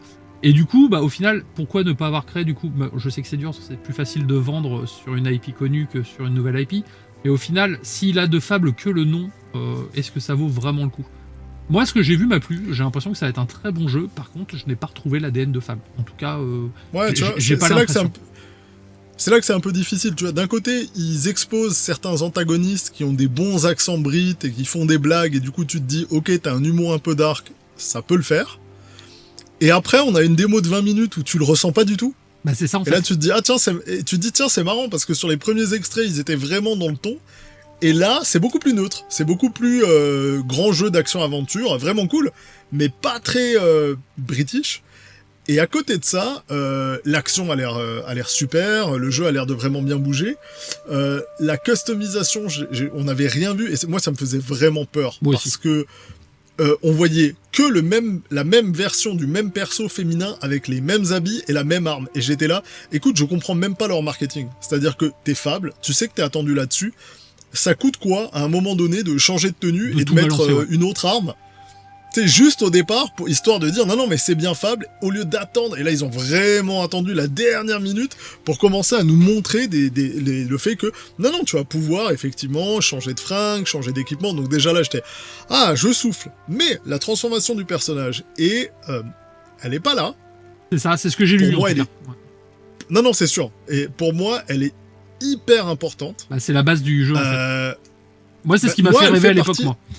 Bah c'est ça, moi elle est dans la fantaisie du truc. Donc aujourd'hui en fait, c'est leur explication que j'ai pas aimé. C'est-à-dire la justification, elle tient zéro la route pour moi quoi. Leur justification étant non mais bon, on va pas être dans un truc aussi manichéen, nos choix ils vont se répercuter sur d'autres éléments. Notamment ils ont tout un système de réputation mais qui est lié aussi à l'environnement. C'est-à-dire que tu peux avoir la réputation d'être un connard dans une ville et être adoré dans une autre ville. Ce que je trouve super sympa. Et ça c'est vraiment dans l'esprit. Pour moi c'est aller plus loin que ce que Fable proposait. C'était plus simple d'avoir une réputation globale, un peu comme dans les contes de fées. T'es le gentil, t'es le méchant, t'es Donkey ou t'es machin. Mais pourquoi pas, leur système est cool. Le fait que tu puisses avoir des micro-interactions, filer un job à un mec que t'as trouvé dans la rue, qui du coup va être reconnaissant, il va avoir une perception. En fait, là, on est limite à chaque personnage a sa propre perception de toi, et t'as pas une réputation générique, mais t'as plutôt une espèce de réputation que tu joues PNJ par PNJ. Je suis ok, ça peut être riche en possibilités, je suis curieux de voir comment le système fonctionne. Mais le fait de me dire les premiers Fables étaient hyper manichéens, je suis totalement d'accord. Mais je fais en quoi en quoi en fait le seul système de personnalisation de ton avatar doit passer par des cornes et une auréole. C'est parce que disait oui, mais tu sais avec notre nouveau look et style. Oui, non mais il y a pas que ça. Il pouvait partir dans un autre délire. Est-ce que tu vas prendre du volume et te muscler? Est-ce que tu vas ça. recevoir une cicatrice dans la face? Est-ce que tu vas vieillir prématurément? Tout ça, ça existait. C'est-à-dire que réduire Fable à ange et démon, c'est du foutage de gueule. Exactement. Parce que la réalité, c'est que Fable, tu pouvais prendre de la masse, du volume, tu pouvais grossir, tu pouvais être affiné, tu pouvais être sec, utiliser trop de magie, ça te faisait vieillir prématurément, être hyper gentil, ça faisait tourner tes cheveux et tout en blanc, tes yeux avaient une aura. Donc en gros, le fait de dire... Ouais, c'est un petit peu primaire, l'auréole et les cornes. Ok, fine. Mais il y a quand même un monde dans ce que tu pouvais faire. Tu sais, typiquement, tu prends un GTA San Andreas, t'as pas ange et démon, mais CJ, tu le personnalises, quoi. C'est ça. Et il évolue et machin. Et encore, dans Fable, le premier, même si t'enlèves ange et démon, il y a ce que je racontais, les cicatrices que tu prends, les trucs qui t'arrivent. Le fait de pas mettre ça du tout... Tu vois, je suis pas... Il y a vraiment un côté, on n'a pas voulu le faire, où on n'a pas eu le temps, où on a, en fait, en gros, et c'est souvent comme ça, on a décidé que c'était pas prioritaire. C'est-à-dire que clairement, le directeur créa, quand il en a parlé avec ses équipes, pour lui, le plus important, c'était les relations avec les NPC. Je peux comprendre ce choix, mais pour moi, c'est une faute de pas avoir eu un minimum d'évolution physique de ton personnage. Je pense que c'était un des trucs sur lesquels tout le monde les attendait. En plus, tu reprends le manteau d'un truc qui ne t'appartient pas.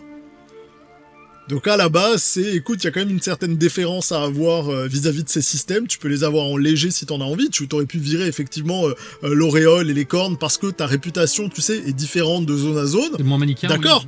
Oui. Mais quand ton personnage pousse de la fonte et devient plus balèze, il est plus balèze partout, peu importe ta réputation, tu vois, on s'en fout. C'est un autre arc de progression. Donc celui-là, de pas l'avoir vu, je suis déçu. J'espère qu'on ait une bonne surprise et qu'il y ait des éléments comme ça qui traînent encore dans le jeu et qui nous ont pas exposés.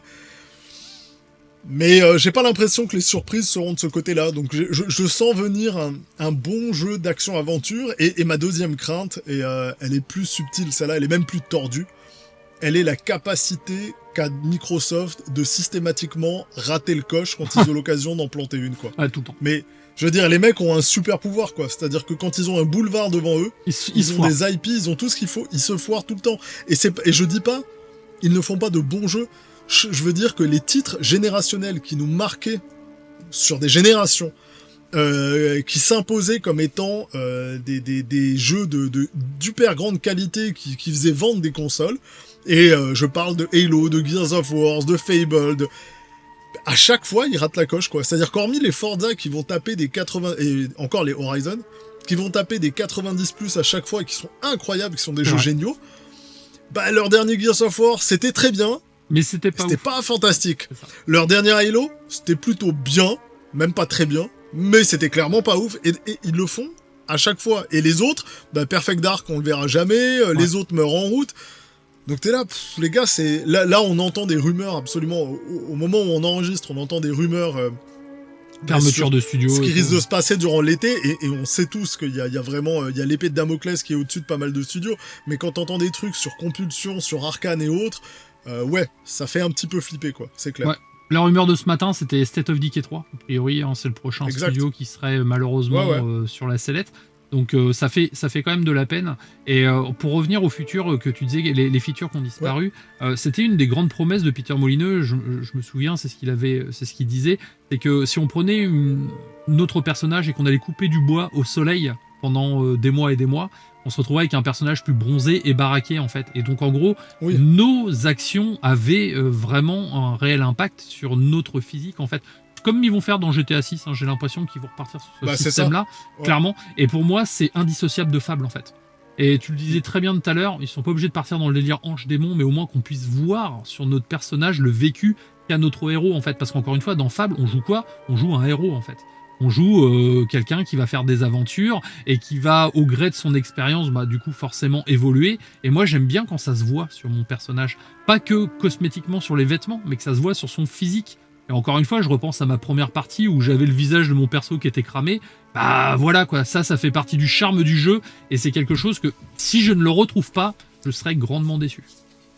Bah tu vois, quand moi je te parlais de mon perso, tu vois, c'était ma cicatrice et machin, et encore une fois, c'est ce que je disais, c'était un des gros facteurs différenciants qui nous aidait à avoir des expériences très différentes et à le vivre différemment. Là, tu vois, tu sens que... Et il y avait ce côté aussi très drôle justement où dans le jeu actuel, avec la formule qu'ils ont l'air de proposer, si tu rencontres des NPC, en fait, tu vas choisir ta manière d'agir par rapport à eux. C'est-à-dire que toi et moi, on pourra avoir exactement la même expérience à partir du moment où on agit de la même manière. Et je veux pas dire on fait les mêmes choses, je veux dire on fait les mêmes choix. Ah, j'ai acheté dans tel village le blacksmith et puis le forgeant, et puis j'y ai mis tel gars qui était le clodo du village dedans, puis il est content, ah ben moi j'ai fait pareil. Sauf que moi je me suis brûlé en explosant et moi je me suis pris un coup d'un... On l'a pas décidé. C'est le destin qui nous l'a fait tomber dessus et on a dû vivre avec. Et je trouve ça absolument génial. Et le fait que ça n'existe plus, ben, pour eux c'est peut-être cosmétique, mais en réalité pour moi c'est une grande partie de l'expérience parce qu'en plus l'aspect cosmétique avait un impact sur ta perception par rapport aux autres joueurs. Oui, c'est ça. Donc pour moi c'est pas quelque chose de trivial qui méritait d'être écarté aussi facilement en tout cas. Et puis ça participait au côté organique du monde, le côté organique qui s'était perdu sur Fable 3 justement, parce qu'ils avaient enlevé certaines de ces features-là pour en rajouter des nouvelles. Et pour moi, je trouve que repartir en arrière là-dessus, c'est une grosse régression. Enfin, c'est quelque chose qui m'embête. Ouais, et puis ils ont l'air d'être partis plus sur un autre aspect qui était une autre promesse, qui était que le monde allait changer avec toi. Et là, il y a l'air d'avoir, tu sais, pour plusieurs lieux, différentes versions du lieu en fonction de, je sais pas si c'est ton alignement, tes choix ou autre, mais t'avais des versions plus décrépies et pourries, des versions plus dark, des versions plus lumineuses.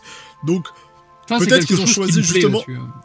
Ouais, peut-être que justement ils ont choisi, bah tu sais, comme Fable 3 avait choisi de mettre le morphing et l'évolution sur l'arme, eux l'ont peut-être mis sur l'environnement pour que le monde réagisse à toi, mais que finalement ton personnage ne soit pas celui qui change le plus. Ce sera un petit lot de consolation si c'est le cas de mon côté. Voilà.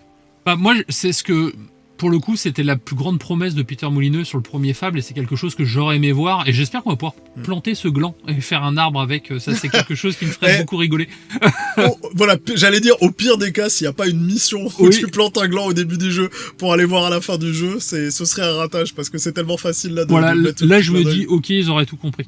Au niveau du système de combat aussi, alors je sais pas si tu as eu la même réflexion que moi. Quand la présentation de 20 minutes a commencé, tu sais, au début, les combats avaient l'air un peu rigides, un peu lents. J'ai trouvé que ça s'améliorait plus vers la fin, justement, de cette présentation. Je me suis posé la question, ça se trouve, c'est peut-être en début de jeu ou quoi que ce soit, mais j'ai vu que c'est quelque chose qui est beaucoup critiqué sur les réseaux. Qu'est-ce que t'en as pensé, toi, de ce côté un petit peu système de combat? Bah écoute, c'est jamais évident de juger un système de combat quand c'est pas manette en main. C'est pas parce qu'il y a une capacité totale d'abstraction, c'est que quand tu es toi-même manette en main dans le gameplay, tu dois faire attention à des éléments comme les tels, les sons, les éléments qu'on va t'envoyer pour savoir à quel moment dodger, contrer, attaquer, la fluidité en main, le feeling de réponse, d'impact, etc. Ça se ressent quand même vachement plus en main que sur une vidéo. Une vidéo de Devil May Cry, c'est pas la même chose que jouer à Devil May Cry. Batman Arkham, par exemple. Ouais, complètement. Là, je pense, honnêtement, de ce que j'ai vu, moi, je vois un gros progrès par rapport au précédent, parce que, sincèrement, ils partent quand même de loin, c'est-à-dire qu'ils étaient fun, tu pouvais faire des trucs rigolos, mais c'était pas le meilleur. C'était un système assez proche d'un Zelda archaïque. C'est ça. C'est d'un Zelda 64. Ocarina of Time OG, exactement. Beaucoup plus que un Zelda récent, tu vois. Et donc, du coup, moi, je suis plutôt assez content, en fait, de ce que j'ai vu. Je trouve que les combats étaient assez dynamiques, il y avait l'air d'avoir de l'impact. Tu sais, on sentait, en fait, la puissance et des coups et des sorts. Il y a pas mal d'effets Il y avait une bonne réaction.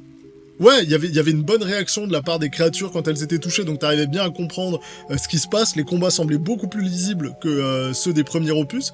Donc, moi, je vais lui laisser sa chance, mais j'ai pas l'impression qu'il se soit terriblement raté, quoi. De ce que j'ai vu, je suis plutôt confiant, en fait. Bah, après, moi, dans le système de combat, en fait, ça m'a un peu fait penser à Assassin's Creed, mais pas les nouveaux Assassin's Creed, plus les anciens, tu vois. Les anciens, ouais. Avec ces ennemis qui avaient l'air d'attendre au fur et à mesure que le perso se batte. Après, encore une fois, c'est peut-être le début de l'aventure, hein, ça peut encore changer, et puis l'intelligence artificielle aussi peut encore être, on va dire, boostée pour la fin pour la sortie du jeu, en tout cas. En attendant, moi je suis quand même malgré tout emballé. J'ai hâte de voir ce que ça va donner parce qu'encore une fois, j'ai envie d'y croire dans le sens où Fab, moi c'est une licence qui m'a fait rêver pendant longtemps. C'est une licence des jeux que je relance quand même de temps en temps. Je vois que c'est une licence en plus que j'ai pu transmettre à mes enfants parce que mine de rien, c'est quelque chose qui marche encore très très bien. Et je me dis que voilà, cette nouvelle version peut-être pourrait relancer définitivement cette saga. Comme tu le disais, avec Microsoft, c'est compliqué, hein, parce que c'est quand même les champions du monde pour se foirer au dernier moment. Mais en attendant, voilà, j'ai vraiment envie d'être optimiste et j'ai vraiment envie d'en savoir plus, parce que je trouve qu'il y a quand même pas mal d'ambition sur ce jeu. Ça fait quand même longtemps qu'il est en développement. Et écoute, ça fait longtemps, ça fait beaucoup de studios, beaucoup d'expertise. Hein. Je sais que j'ai pas mal de potes de chez anciennement Eidos Montréal, toujours, oui, qui ont travaillé en support sur Fable.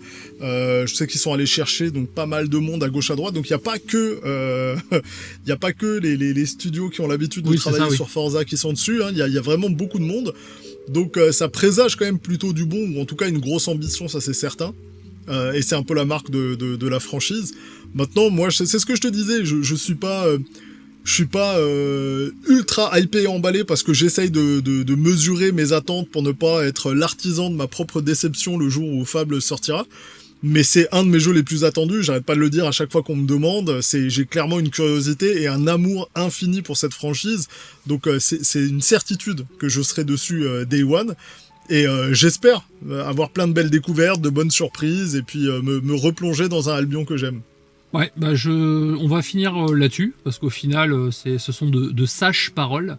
On va voir ce que ça va donner quand le jeu va sortir. Pourquoi pas éventuellement refaire un petit match retour, histoire d'en parler justement de notre découverte. Ouais, quelques semaines après, quand on l'a digéré. Voilà, nos découvertes conjointes sur ce nouveau Fable.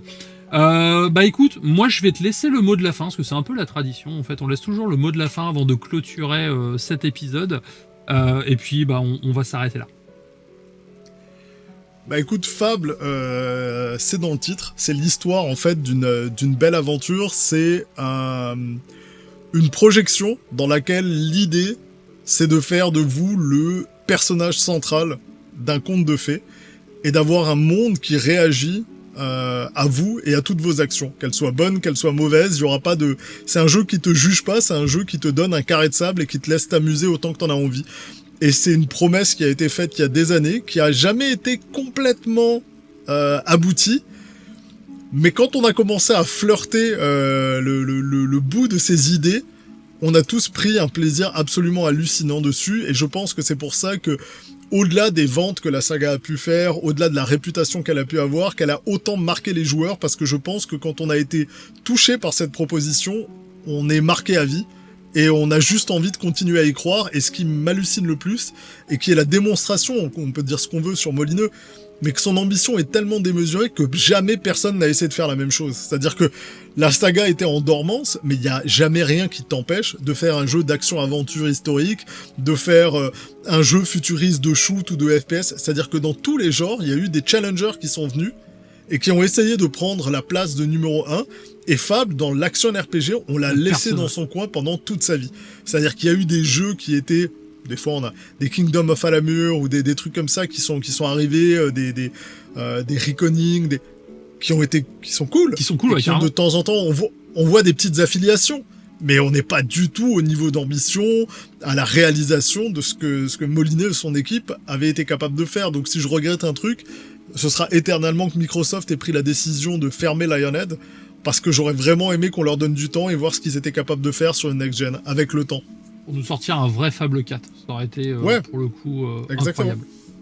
Bah écoute, merci d'être venu. Ça m'a vraiment fait plaisir. C'était passionnant de t'entendre parler déjà de Fable et puis aussi des petits rouages du métier. C'est vrai que c'est toujours un petit plus, en tout cas. Bah écoutez, en tout cas, je sais pas s'il y aura un épisode la semaine prochaine, parce que je sais pas si cet épisode sera diffusé en dernier, c'est-à-dire sur 3e semaine d'août ou pas, parce qu'on a toujours une petite semaine de pause fin août, début septembre. En attendant, bah, comme d'habitude, n'hésitez pas à jouer à des jeux vidéo, donc jouer à Fable, c'est important. Allez voir des films au cinéma aussi, c'est plutôt cool, ça peut être intéressant. Lisez des livres, des bandes dessinées, écoutez de la musique, en gros, kiffez, c'est important. Et puis bah, je vous dis à la semaine prochaine, peut-être, avec Sid. Ciao!